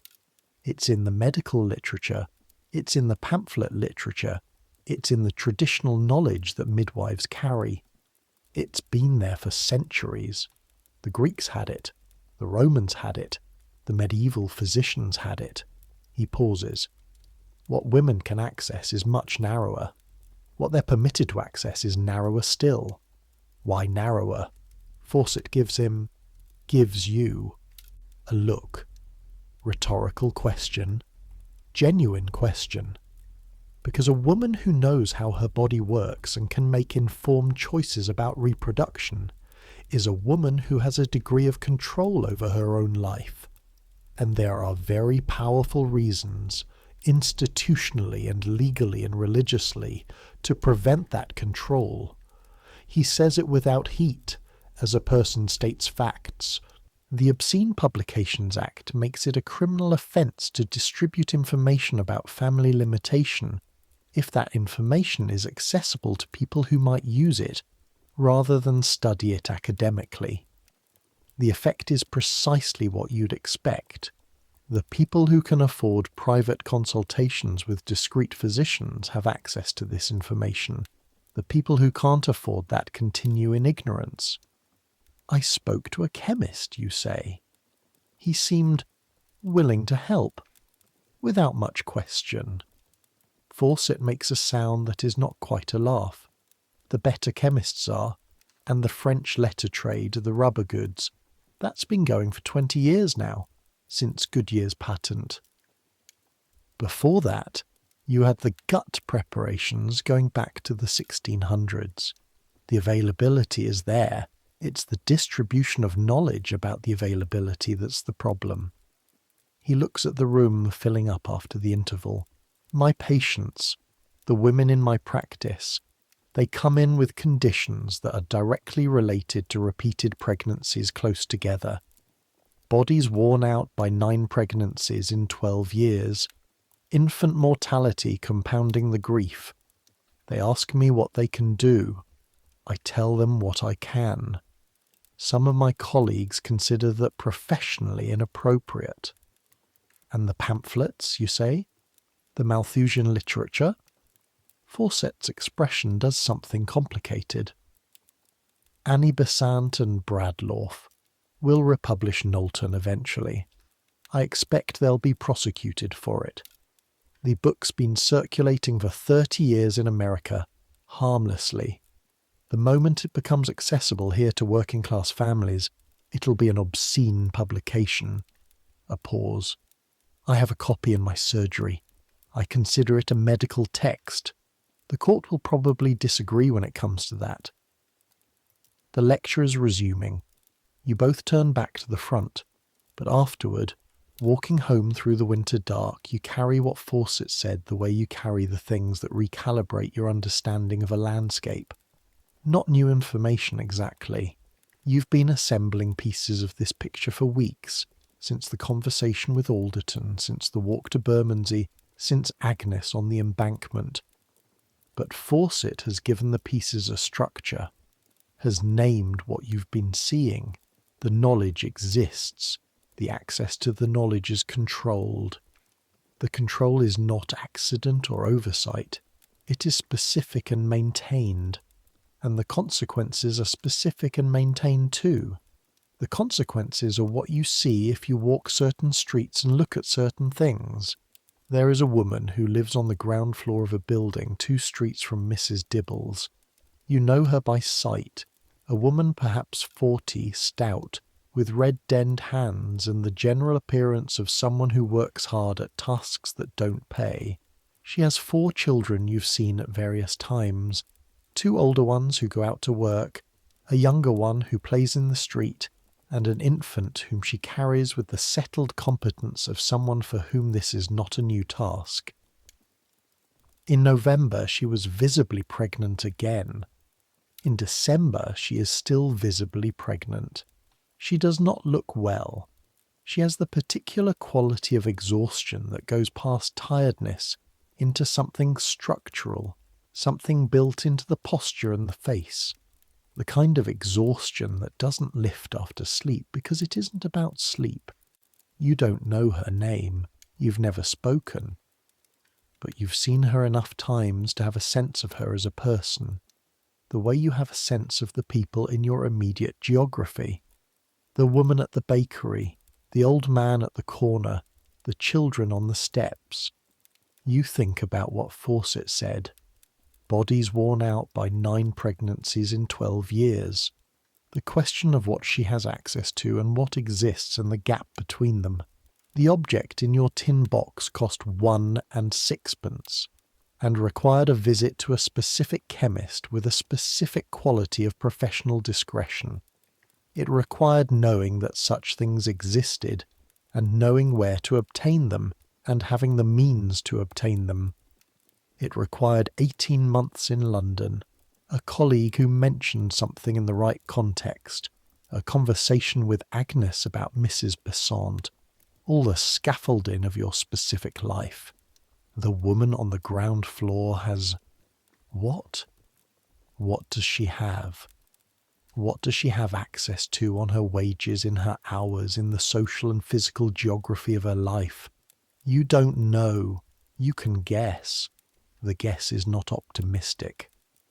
On a Thursday evening in December, the last Thursday before Christmas, as it turns out, though you don't know this yet, you're walking back from the institute and you pass a doorway you've passed before, just off Clerkenwell Road, a ground floor room with a window that shows, when the curtain's not fully drawn, a table and 2 chairs, and a woman sitting in one of the chairs with what looks like a piece of mending. You know this room belongs to a woman called Mrs. Garnett. Not because you know her personally, but because Mrs. Dibble mentioned her once in the context of the neighbourhood, specifically in the context of a sentence that contained the words, "She helps women," followed by a silence that contained everything Mrs. Dibble was not going to say in any more detail than that.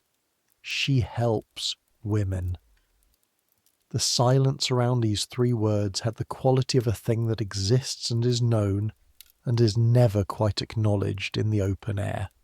You stop. You've walked past this window probably a dozen times without stopping. Tonight you stop. Because here's the other side of what you've been learning. Here's the reality that sits below the rubber goods factory and the chemist counter and the tin box in the drawer. The reality for the women who didn't get there first, or couldn't afford to, or didn't know, or knew too late. Mrs. Garnett helps women. In 1869, this means something specific. It means the women who arrive at her door, on Thursday evenings apparently, based on what Mrs. Dibble's careful silence implied, are women who are pregnant and don't want to be pregnant, or who are pregnant and cannot be pregnant, not this time, not again, not given the circumstances of their lives, and Mrs. Garnett, who is perhaps 50, and whose medical training, if she has any, comes from a tradition of practical knowledge rather than formal qualification, helps them with whatever she can help them with. This is illegal. The Offences Against the Person Act of 1861 made it a criminal offence, punishable by life imprisonment in the worst cases. It is also ubiquitous. In every neighbourhood in London there are women like Mrs. Garnett, operating in the space between what the law says and what life requires, serving women who have no other option because no other option exists for them. You don't go in. You're not going in. You stand at the edge of the pavement for a moment in the cold dark, looking at the window where the curtain doesn't quite reach the edge and thinking about what it means. What it means is this. The tin box in the drawer is one end of a spectrum. At the other end is Mrs. Garnett's room on Thursday evenings. The women who come to her door after everything else has failed or never been available. The consequences that accumulate in the absence of information. The accumulated weight of a society that has decided, for reasons of power and propriety, and the maintenance of certain social arrangements, that the people who most need the knowledge shall have the least of it. You're not naive enough to think the tin box solves this. You're not naive enough to think that you and Agnes, with your careful preparations and your Mrs. Besant and your conversations on omnibuses, represent any kind of general solution. You're 2 people who happen to have access to something that too many people don't. But it matters. Access matters. The object in the drawer, ridiculous as it seems, small and sulphur-smelling and costing 1 and 6pence, requiring washing and drying and dusting with talcum powder, requiring a kind of domestic ritual of maintenance that has its own slightly absurd quality. Hold it up to the light, check for cracks, store away from heat. It's not a piece of jewellery, but treat it like one. It matters because it represents a choice. A small, private, imperfect, expensive, under-the-counter choice, but a choice. The curtain in Mrs. Garnett's window moves. Someone is coming to the door. You walk on. The cold is absolute now. December proper, the kind that gets into your bones and stays there, that makes the fire at home feel like the only real thing in the world. You walk quickly, not because you're late, but because speed generates warmth, and your hands are doing that thing where they stop feeling like hands and start feeling like objects attached to your arms. Clerkenwell Road, the familiar turn, 4 flights, 2nd and 5th steps. In the room, fire, coat off, hands held to the warmth. The drawer is closed. The tin box is inside.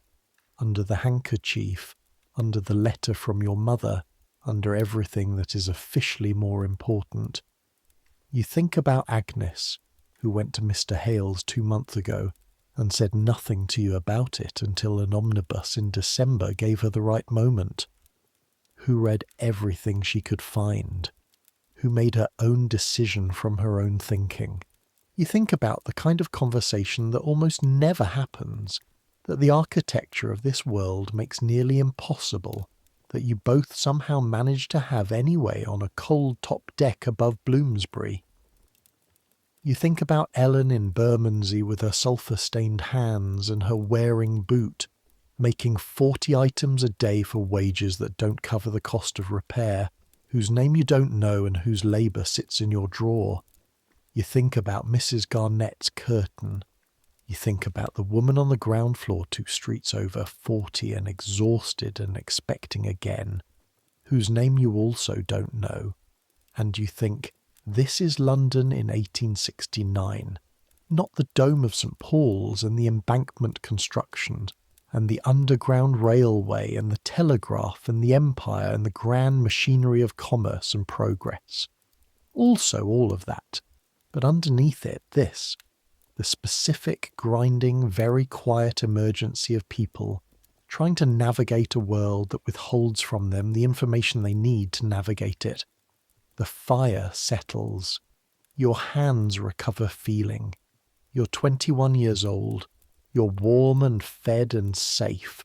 And you're going to see Agnes on Saturday, and you have in a drawer 1 small piece of vulcanized rubber that cost 3 days' wages and required the courage of a man confessing something and will need to be washed in cold water when the time comes. That is your situation. It is an improvement on the alternative. You know this because you've now seen enough of the alternative to understand what it costs. Tomorrow is Friday. The weekend arrives. Saturday comes. You fall asleep with the fire still going, the room warm for once, the city outside in its late December state of slightly festive noise. Someone's party somewhere transmitting itself through the walls and windows as a muffled brightness of sound. Good enough. That's enough for a night.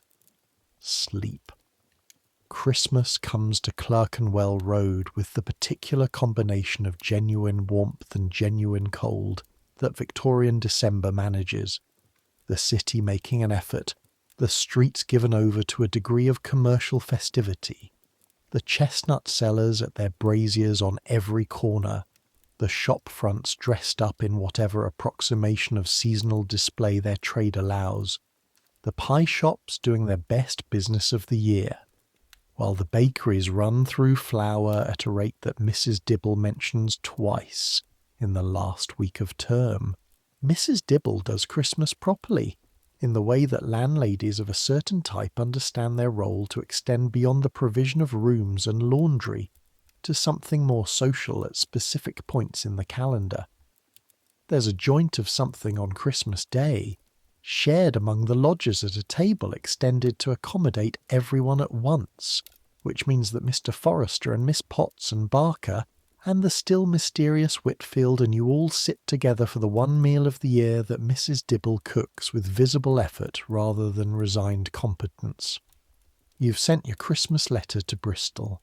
Your mother has sent a parcel containing a muffler, a pot of something she describes as a restorative jelly, and a letter that asks all the usual questions with unusual emphasis on the one about your prospects, which suggests someone in Bristol has been talking to someone who knows someone who has said something about clerks who are occasionally seen in mixed company in Bloomsbury, which is the kind of information that moves through provincial family networks with remarkable efficiency.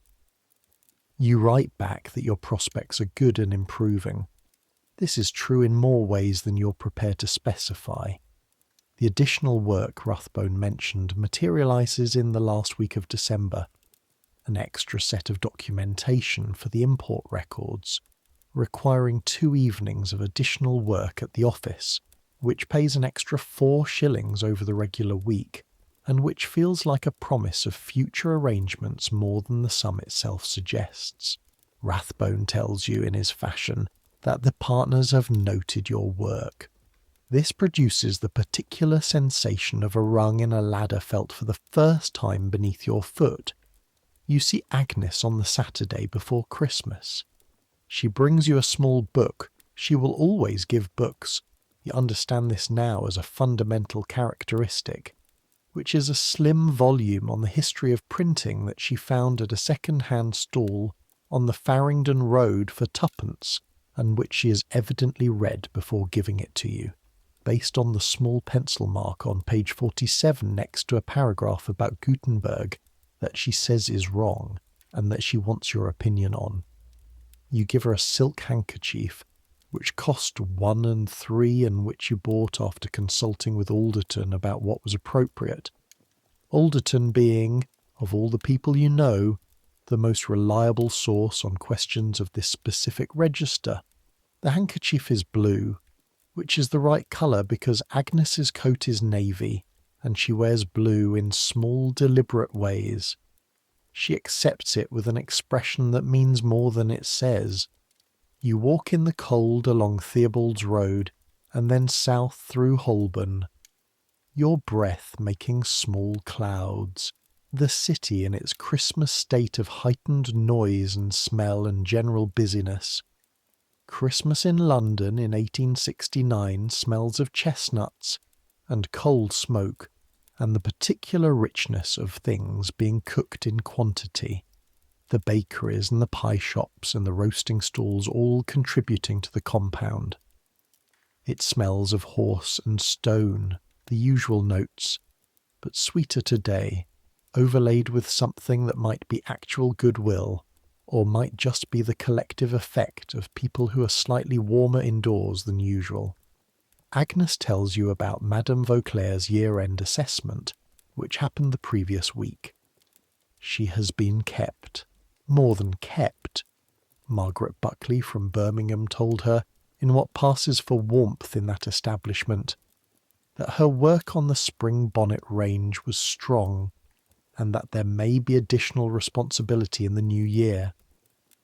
Agnes reported this with the qualified satisfaction of someone who is pleased about the outcome while remaining clear-eyed about the source. She said it as though she was doing me a favour, Agnes says, as if survival in her establishment is a gift she dispenses rather than a result of work done. It's still good news. It is. She's quiet for a moment. I've also had a letter from Mrs. Cartwright's establishment on Bond Street.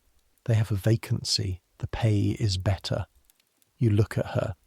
Are you considering it? I'm always considering it.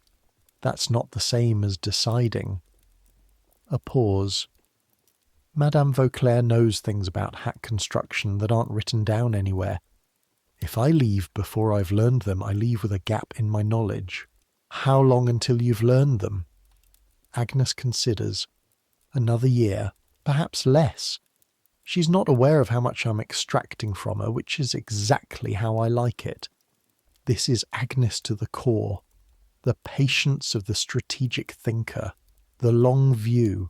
You feel again that specific quality of being with someone who makes you sharper just by being present. The weeks between Christmas and the New Year have a slightly suspended quality. The city running at reduced speed, the office reduced to skeleton staff, the streets carrying a different population. those who've gone to family in the countryside replaced by those who've come in from the countryside, the seasonal exchange. You have 4 days off between Christmas and the resumption, which is more than you've had at a stretch since arriving in London. On one of these days you take the Underground to Paddington and walk north through Bayswater with no particular purpose, just the pleasure of walking in a part of the city you know less well. The different character of the residential streets here, the houses larger and more carefully maintained, the gardens visible over low walls, the general impression of money settling comfortably into stone and brick. It's a grey day, mild for December, the kind of almost warm that London produces occasionally as if to prove it can. The light has that quality of a day that never quite makes up its mind about itself. You think about the year. You arrived in London in June of 1868, 18 months ago now, with 9 shillings and a letter of introduction and the vague ambition of finding out what the world was. You have found out some of it. Not all of it. A start. You think about what has accumulated. The office on Cheapside, the knowledge of its rhythms and requirements, the city, its geography and logic, Alderton and Rathbone and the daily texture of work, Mrs. Dibble and the lodging house and the 2nd and 5th steps, the Underground Railway and the Mechanics' Institute and the lectures and the particular pleasure of encountering a good idea well presented in a warm room on a winter evening. Agnes, the conversation on the omnibus in December, which sits in you as one of the more significant things to have happened in 18 months. The tin box in the drawer, which has remained in the drawer, maintained according to Mr. Hale's instructions, for 2 months now. The small ritual of inspection you've fallen into every few weeks, taking it out of its oilcloth, holding it to the light from the window, checking along the edges for the hairline cracks that would mean the sulphur and the rubber have started their slow separation. The slight dry clean smell of the talcum powder you keep in a small tin beside it. The maintenance ritual has its own quality that you didn't expect. There's something about handling a thing with care, the deliberateness of it, the attention it requires, the way it makes you hold still for a moment and think about what you're actually doing and why. That becomes its own kind of practice. You've noticed that the moments when you take the thing out and check it are also the moments when you think most clearly about Agnes. Not romantically, particularly, just honestly. About what you're actually doing with these weeks and months and Saturday afternoons. About what you want specifically and what she wants, and whether those things are the same thing. They are, you're fairly sure. But you're learning to be sure carefully rather than just sure. January arrives. January in London is the payment you make for having survived October, November and December. The cold that was crisp in autumn and festive in December is in January simply cold, without ornament or mitigation. The city grey and dark and producing wind at angles that suggest architecture designed specifically to funnel it at your face from whichever direction you're walking. The streets are brown with old mud dried and re-wetted. The sky is the colour of a ceiling that needs painting. The office is cold until 10 o'clock, and sometimes later. Your fingerless gloves, the hot tea, the satisfaction of ink work that produces something accurate and complete, which is its own warmth. The additional documentation work begins properly in the 2nd week of January.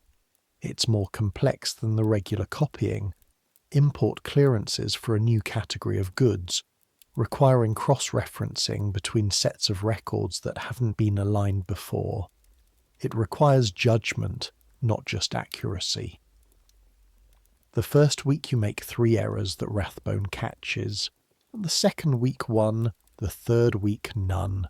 On the Friday of the third week, Rathbone puts his hand briefly on your shoulder as he passes your desk, which is approximately the most effusive thing he's done in the 18 months you've worked for him, and which communicates, in the compressed vocabulary of Rathbone English, something like, "Well done, carry on." Alderton raises his eyebrows across the office. You raise yours back. February. On a Saturday in February, the first mild Saturday in what feels like months, the kind of day where the quality of the light shifts slightly towards something other than mere endurance, you and Agnes go to Kew. Her suggestion, she's wanted to see the Palm House for some time, the enormous iron and glass structure that contains tropical plants in a London winter, which is itself the kind of slightly miraculous thing that the Victorian age produces when it's being impressive rather than just large. The railway to Kew is a revelation after months of the Underground and the omnibus. Actual windows, actual sky, grey, white and wide. The city falling away behind you as the track runs south and west. The buildings giving way to less dense arrangements. Then to actual ground between houses. A quality of space that you realise you've been rationing carefully without knowing it.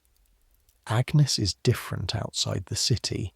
Not a different person, more precisely a self actually, as if certain habits of urban compression fall away when there's enough room to exist without them. She talks more quickly, gestures more freely, stops to look at things with her full attention, rather than the managed attention of a person who has learned to move through crowds. The Palm House is extraordinary. This is the word, and no other word does it. You walk through the entrance and the air changes. Warm, dense, green. The smell of active growing things. The particular humidity of a contained tropical system maintained in February in London through the medium of Victorian engineering and considerable coal. The roof is iron and glass curves high above you, the light coming through the glass panels diffused and particular. The quality of a greenhouse writ enormous. The plants are adult specimens, palms proper, filling the space with their specific geometry of trunk and frond, and around their feet the ground-level planting dense and various. And the air is alive in a way that London air is not alive, green and warm and slightly sweet, the smell of photosynthesis at work. Agnes stands under a particularly large specimen and tilts her head back to look at the fronds against the glass above, and her face does the thing it does when she's genuinely moved by something, which is to become still rather than expressive, to concentrate rather than display. "It's been growing here since 1848, she says. 21 years. Same age as me." She looks at him, looks at you, and smiles, which is its own thing. You walk among the palms for an hour. You talk about the engineering, which Agnes has been reading about and which is indeed impressive. The structural calculations for a glass and iron building large enough to contain mature tropical trees exposed to London wind loads.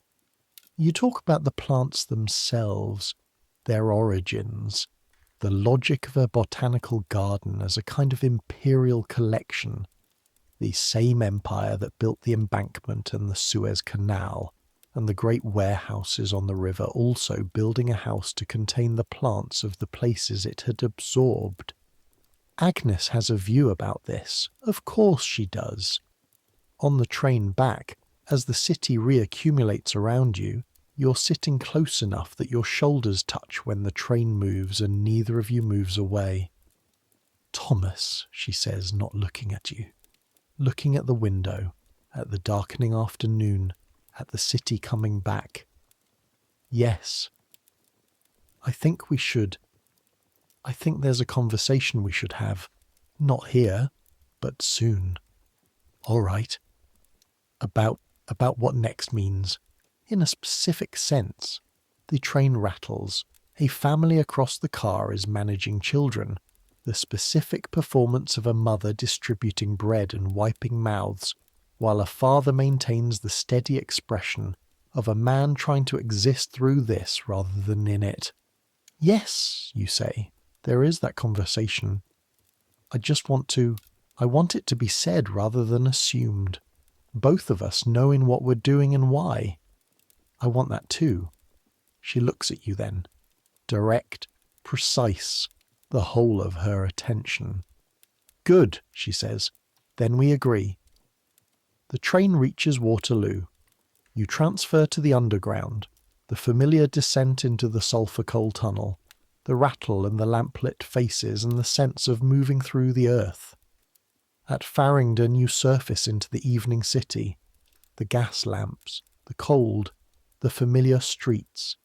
At the corner before your roads diverge, you stop. Saturday, Agnes says. Saturday, she goes.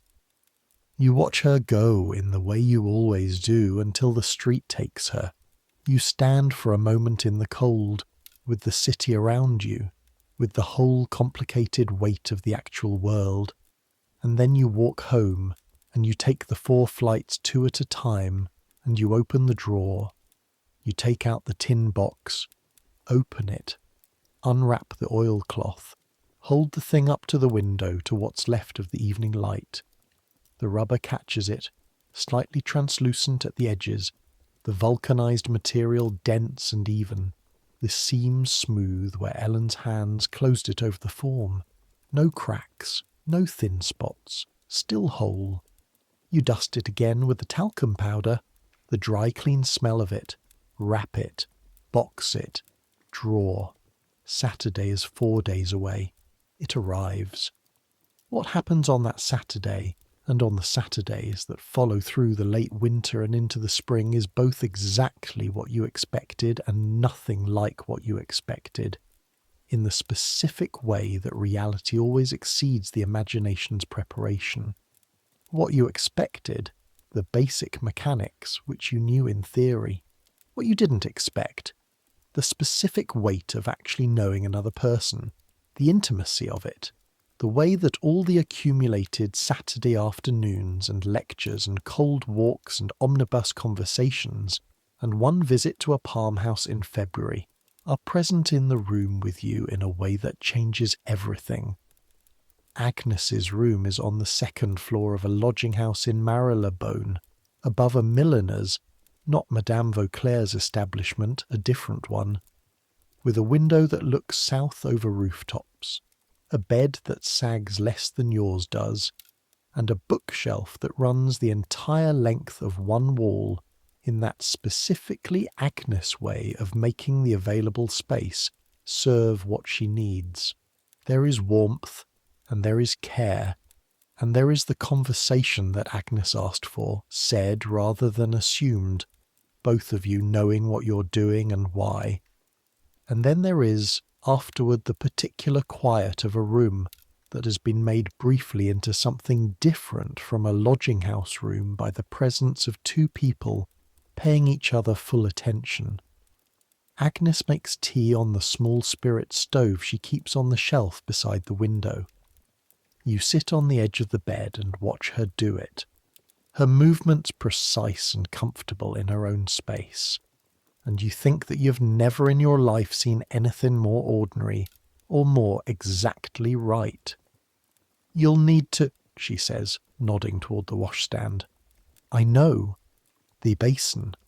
The cold water, which is cold. Really cold.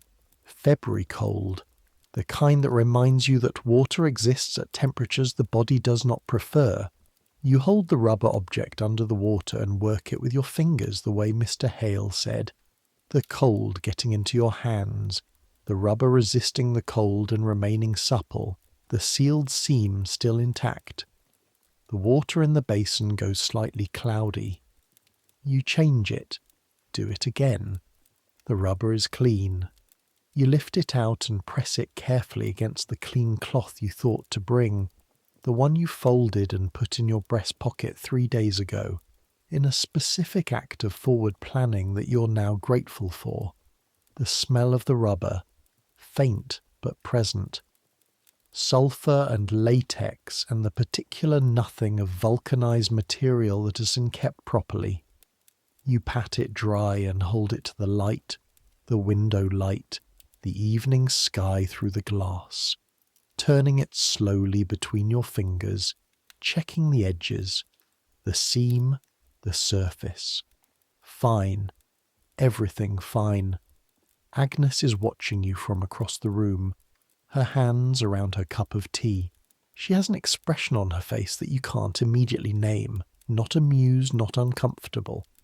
Something more careful than either. "Do you do this every time?" she asks. Mr. Hale was very specific about maintenance. He was specific with me as well, about mine. A pause. It seems strange that the maintenance of things is left entirely to the individual, that you have to discover it under a counter. Fawcett told me that the information exists. It's the distribution that's the problem. The permission, Agnes says. That's what I said on the embankment. The permission. You put the object down on the cloth to finish drying, and you pull a chair close to Agnes's chair, and she passes you the second cup she's already poured, and you both sit for a while in the grey February evening in her room in Marylebone and drink your tea. This is its own thing. The months that follow have a different quality from the months before. Not dramatic. Nothing has dramatically altered. You still go to work on Monday mornings. Agnes still goes to Madame Vauclair's. Mrs. Dibble still makes the porridge. Alderton still arrives 8 minutes late on Tuesdays. The second and fifth steps still creak. But there is a quality of settledness now that wasn't there before, a foundation that makes the days rest differently against each other. The Saturday afternoons are different. Still lectures, still walks, still the embankment and Kew and wherever the city offers, but carrying a different weight of intimacy, the specific warmth of people who know each other in the full sense and have chosen each other in the full sense. The tin box makes its journeys, back and forth from Clerkenwell to Marylebone in your breast pocket, the weight of it familiar. The maintenance ritual develops its own rhythm, the cold water, the cloth, the light inspection, the talcum powder, the storage. You do it with the care of something valued and the practicality of something useful, which is what it is, both things, equally. You think sometimes about Ellen in Bermondsey, whose name you still don't know, whether she's still at S. Reeves and Son, whether she got the job at the surgical supply firm, whether her boot got repaired. The distance from her hands to yours is not something you forget exactly, just something that settles into a particular place in your understanding, one of the things you carry that changes how you see other things. Spring comes in the specific way London spring comes, not gradually, not by degrees, but in sudden intervals of actual warmth, punctuating the cold, as if the season is making a series of trial runs before committing. The light changes first, a quality shift in what comes through the office window, the angle of it different, the quality of gold creeping back into the afternoon hours. Then the smell changes, the coal smoke and mud of winter giving way to something not quite green, but edged with the possibility of green. Agnes gets the position at Mrs. Cartwright's on Bond Street.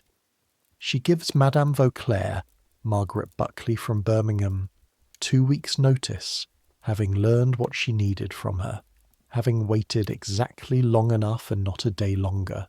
Madame Vauclair expresses displeasure in the way of someone who considered the relationship unequal, and has discovered it was not quite as unequal as she thought. Agnes reports this over tea in her room one Saturday evening with the expression of someone who has won something cleanly. "What's the new position?" you ask. "Senior milliner, responsible for a section of the spring range. Actual responsibility, not just proximity to it." A pause. "More money." "How much more?" She tells you. It's a significant difference. Your face must do something because she laughs. She does laugh, Agnes. It's just specific and earned and rare enough to feel like something when it happens. You reach across the table and take her hand, which she allows, and then turns over in hers, examining your fingers the way she examines everything, with full attention, not performing attention. "You have ink on your third finger," she says. "Left hand." "I always have ink on my third finger. It's an occupational condition." The Romans used to call a vein in the third finger the vena amoris, the vein of love. It was supposed to run directly to the heart. A pause. "This is anatomically false, by the way. All veins run to the heart eventually. But it's a nice idea." You look at ink on your third finger. The vein of love, connecting the clerk's hand to the heart of the matter, running through all the ledgers and all the accumulated figure work. The whole edifice of quiet, reliable labour that constitutes being Thomas Marsh of Cheapside via Bristol, via Clerkenwell, 21 and now 22, learning to be a person in a city that has more ways of teaching you than you knew. "Agnes," you say. She looks at you. I should say this properly. I want to... "Thomas," she says. "I know." I haven't said it yet. "I know," she says again. And the quality of her expression is the warm, precise thing from the omnibus. The thing that means yes, it's you. Good, I'm here too. Yes. Say it anyway. So you do. The months keep moving, the way months do. The way they always have and always will, carrying everything forward, the good things and the difficult things and the ordinary things and the moments so sharp, you know, even as they're happening that you'll carry them for the rest of your life. Summer arrives, which means heat and smell and the river at its worst. The Bazalgette sewers still not complete in every neighbourhood, the city still working out how to manage the relationship between 1 million people and the water they live beside. You sweat in the office and work through it. Agnes swears privately about the conditions at Mrs. Cartwright's in July, and then finds them better in August. The new position is, she confirms, better in all the ways that matter. Alderton, in the summer, meets someone at the Mechanics' Institute and stops being quite so observant about your life, which is the best possible outcome. Rathbone, in September, tells you that from the 1st of October you'll be a junior clerk with additional responsibilities and a salary of £1 2 per week, which is a raise of 5 shillings from the current 17. This lands differently than you'd expected. Not just as money, though it's more than it sounds. It's the margin between managed and comfortable. It's the difference between 3 days' wages for the tin box and 2 days' wages for the tin box, but as confirmation of a trajectory. A rung confirmed, more above it. You write to your mother. You tell her about the salary. You tell her about Agnes. She writes back by return with a letter that runs 4 pages instead of 3. Full of questions about Agnes's family and position and character, and whether she's a churchgoer, and what does she like to read, all of which you answer in detail. Your mother was once a young woman in a city who made her own careful preparations for the life she was choosing. You don't know this for certain, but you've come to suspect it. People are not so different across generations in the ways that matter. The tin box. You've used it, in the intervening months, enough times that the ritual of maintenance has become genuinely routine. the cold water and the cloth and the light and the talcum powder happening without the self-consciousness of the early months. It has been washed now dozens of times, dried on the cloth, held to the window, dusted, put away, taken out again. There are hairline marks at one edge now, not cracks, not failures, but the first evidence of wear, the rubber beginning its slow return to a more fragile state after a year of use and care. You inspect them with the specific attention of someone who's been told what to look for, running your finger along the edge, pressing gently. Fine yet, still fine, but not forever. Nothing is forever. Mr. Hale said years with proper care, and he was right. But years means a specific number of years, and that number is not infinite. You've already worked out that the cost when the time comes is less terrible than it seemed on that first walk to the counter. 1 and 6pence every year or two is not nothing, but it's less than it was, less proportionally as your wages have risen, less psychologically as the act of going to the chemist no longer requires the nerve of a first offence. You've been back twice, in fact, in 18 months. Once for talcum powder. Once because you wanted to know whether there were developments in the rubber goods trade, whether the quality had improved, which Mr. Hale answered with the professional neutrality of a man who takes this question with complete seriousness. There are developments, apparently. The rubber goods trade is growing. The techniques are improving. The thickness, which at 2 millimeters was always a compromise between function and material limitations, is being addressed by manufacturers who are competing for market share in ways that would have seemed unlikely even a decade ago. This is, Mr. Hale said, progress. Progress. The word means different things in 1869 and 1870 and the years that follow.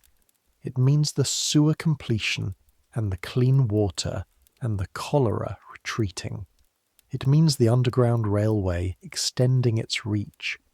It means telegraphs and photography and the new dry plate process that Alderton mentioned, and the ongoing construction of the embankment and Basil Get's masterwork slowly coming to completion. The Victorian age building its infrastructure with the same combination of ambition and coal and enormous quantities of human labour that characterise all its projects. But it also means this: the gradual, grinding, contested movement toward the world where what is available under the counter at Mr. Hale's is eventually not a secret, not a matter of permission and whisper, and 1 and 6 in the correct palm, where the knowledge that Agnes extracted from everything she could find is simply given, simply available, simply part of what it means to be a person with a body in a world that cares about you. In 1877, you don't know this yet, it's still years ahead of you, Charles Bradlaugh and Annie Besant will republish Charles Knowlton's pamphlet on family limitation, a small American book that has been circulating for decades, and they will be prosecuted for obscene publication, and the trial will be public and lengthy and ultimately inconclusive in the legal sense, but enormous in the cultural sense. Because the trial means the pamphlet becomes famous, means hundreds of thousands of people who had never heard of it buy it or read about it in the newspapers, means the conversation that Mrs. Garnett conducts in her ground floor room on Thursday evenings becomes briefly a national conversation, embarrassingly public, impossible to close back down. You don't know this yet, but Agnes does, in a way. The direction she's already looking, the trajectory she's already on, the Mrs. Besant she already reads, the permission she's already taken. The autumn comes. Your second autumn in London. The city's rhythms familiar now. The quality of the October light something you know how to read. The leaves in the squares go through their brief spectacular transformation. yellow and orange and red against the grey Victorian brick, before the rain and the wind make short work of them, and the streets go brown and damp and the coal fires ramp up across the city, and you're back in the familiar winter. Agnes has been talking about joining a reading circle that meets on Tuesday evenings in Bloomsbury, connected to one of the reform groups, women and men reading and discussing current questions. She tells you about it on a Thursday in October, in her room, with the fire going and the evening dark outside. You should come, she says. Will they take a clerk from Cheapside? Agnes gives you the look.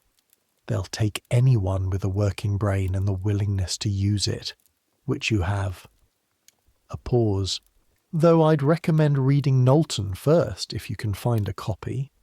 The Malthusian text. The reproductive text. The Malthusian part is incidental. The useful part is the rest of it.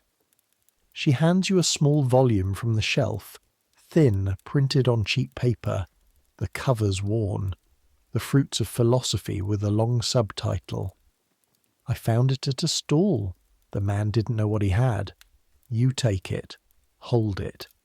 It is 30 years old and has the particular quality of books that have been read many times. The pages soft at the corners, slightly warped, the spine flexible. His prose isn't as good as Eliot's, Agnes says, but he's clear. You open it. The text is direct, anatomical, practical in the way of someone who has decided that clarity is more important than propriety. It contains, in its small, cheap pages, information that is illegal to distribute, that has been seized and burned, that will, in 7 years, be at the centre of a trial that changes things. You read it that evening. You finish it the next. You think about Ellen in Bermondsey. You think about Mrs. Garnett's curtain. You think about the woman on the ground floor 2 streets from Mrs. Dibble's, who you saw last week pushing a pram with the expression of someone for whom the world has arranged itself exactly as it was always going to arrange itself, without her having been offered any meaningful alternative. The permission to know. Fawcett was right. The knowledge exists. Has always existed. It's the permission that's been withheld, and the permission is being taken anyway, in ones and twos, under counters and in reading circles and in the carefully extracted knowledge that Agnes has been accumulating for a year, in the tin boxes of every young man and woman in this city who's had enough access and enough information to find their way to the counter. Not enough people. Not nearly enough, but some. The autumn turns toward winter. Your second winter in London, which is easier than the first in the way that the second of anything is easier once you know what it requires. The fingerless gloves from the start rather than the second week of cold. The extra coal bought in October rather than November. The route to work adjusted to avoid the worst of the wind coming up Farringdon Road. On an evening in December, exactly a year from the conversation on the omnibus, you are sitting in Agnes's room with the small fire going and the evening outside dark and the city making its sounds, and Agnes is reading and you are reading, and neither of you is talking because neither of you needs to be talking, the room containing enough between you to make silence comfortable rather than empty.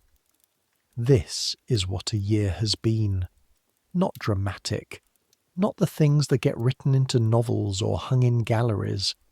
A rung on a ladder confirmed, a salary raised, a new position taken up, a reading circle joined, a pamphlet read, a conversation on an omnibus, a farmhouse in February, a cup of tea in Marylebone, the routine maintenance of a small rubber object that cost 3 days' wages and has lasted a year and will last longer with care.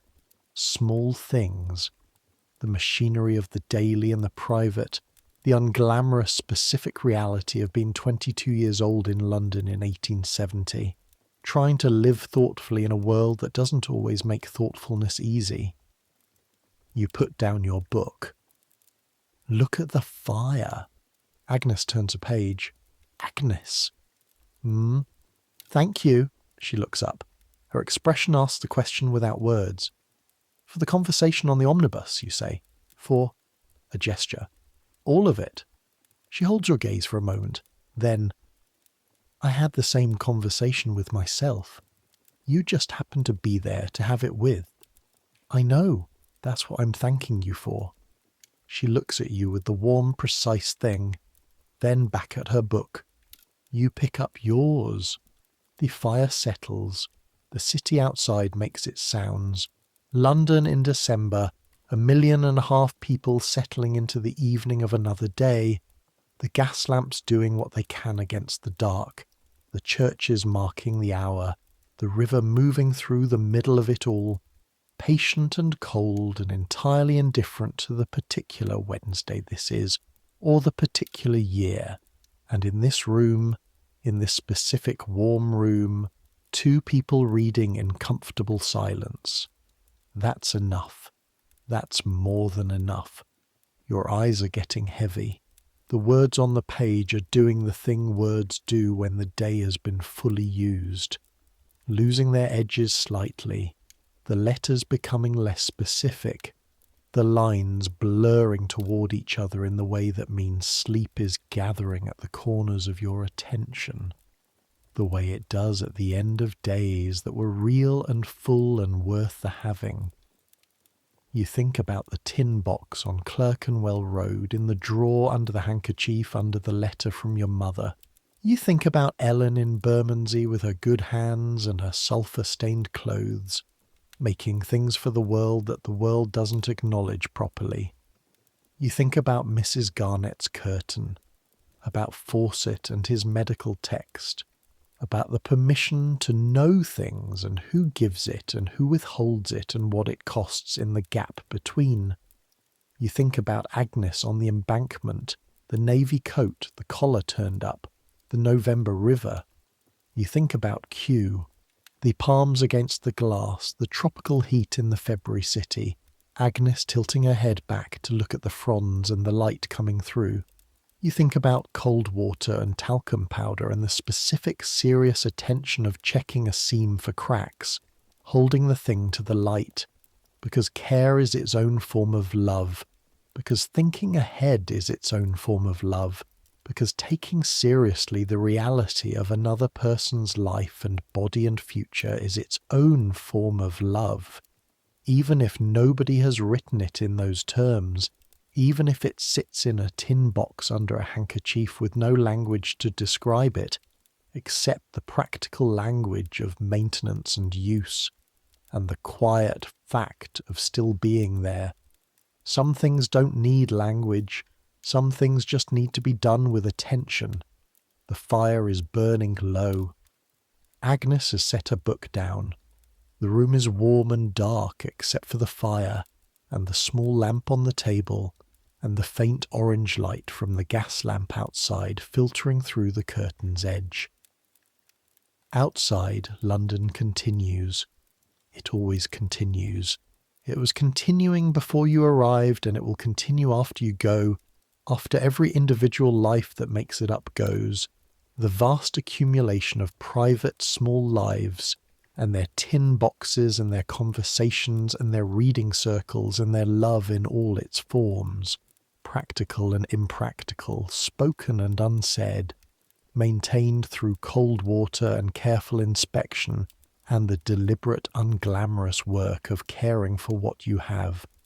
The sound of the city at night is different from the day, lower, more individual sounds separable in it. A cab somewhere, a door, a voice, the distant bell of a church marking an hour you're too close to sleep to count. That's London. That's always London. Let sleep come. Let it do what it does, the way it has for every person in every city in every century who has lain down at the end of a real day with the specific tiredness of someone who's been present and paying attention and trying to do things well. You are warm enough, safe enough. You have enough. You have Agnes, who reads everything she can find and quotes Mrs. Besant, and asks lecturers questions better than their closing paragraphs, and takes her own preparation for her own life with the full seriousness it deserves. You have the city, which is monstrous and magnificent and smells of itself, and never quite stops and has been teaching you for a year and more everything it knows about what people do and what they need and what they make and what they hide and what they carry and what they will eventually, one way or another, insist on having.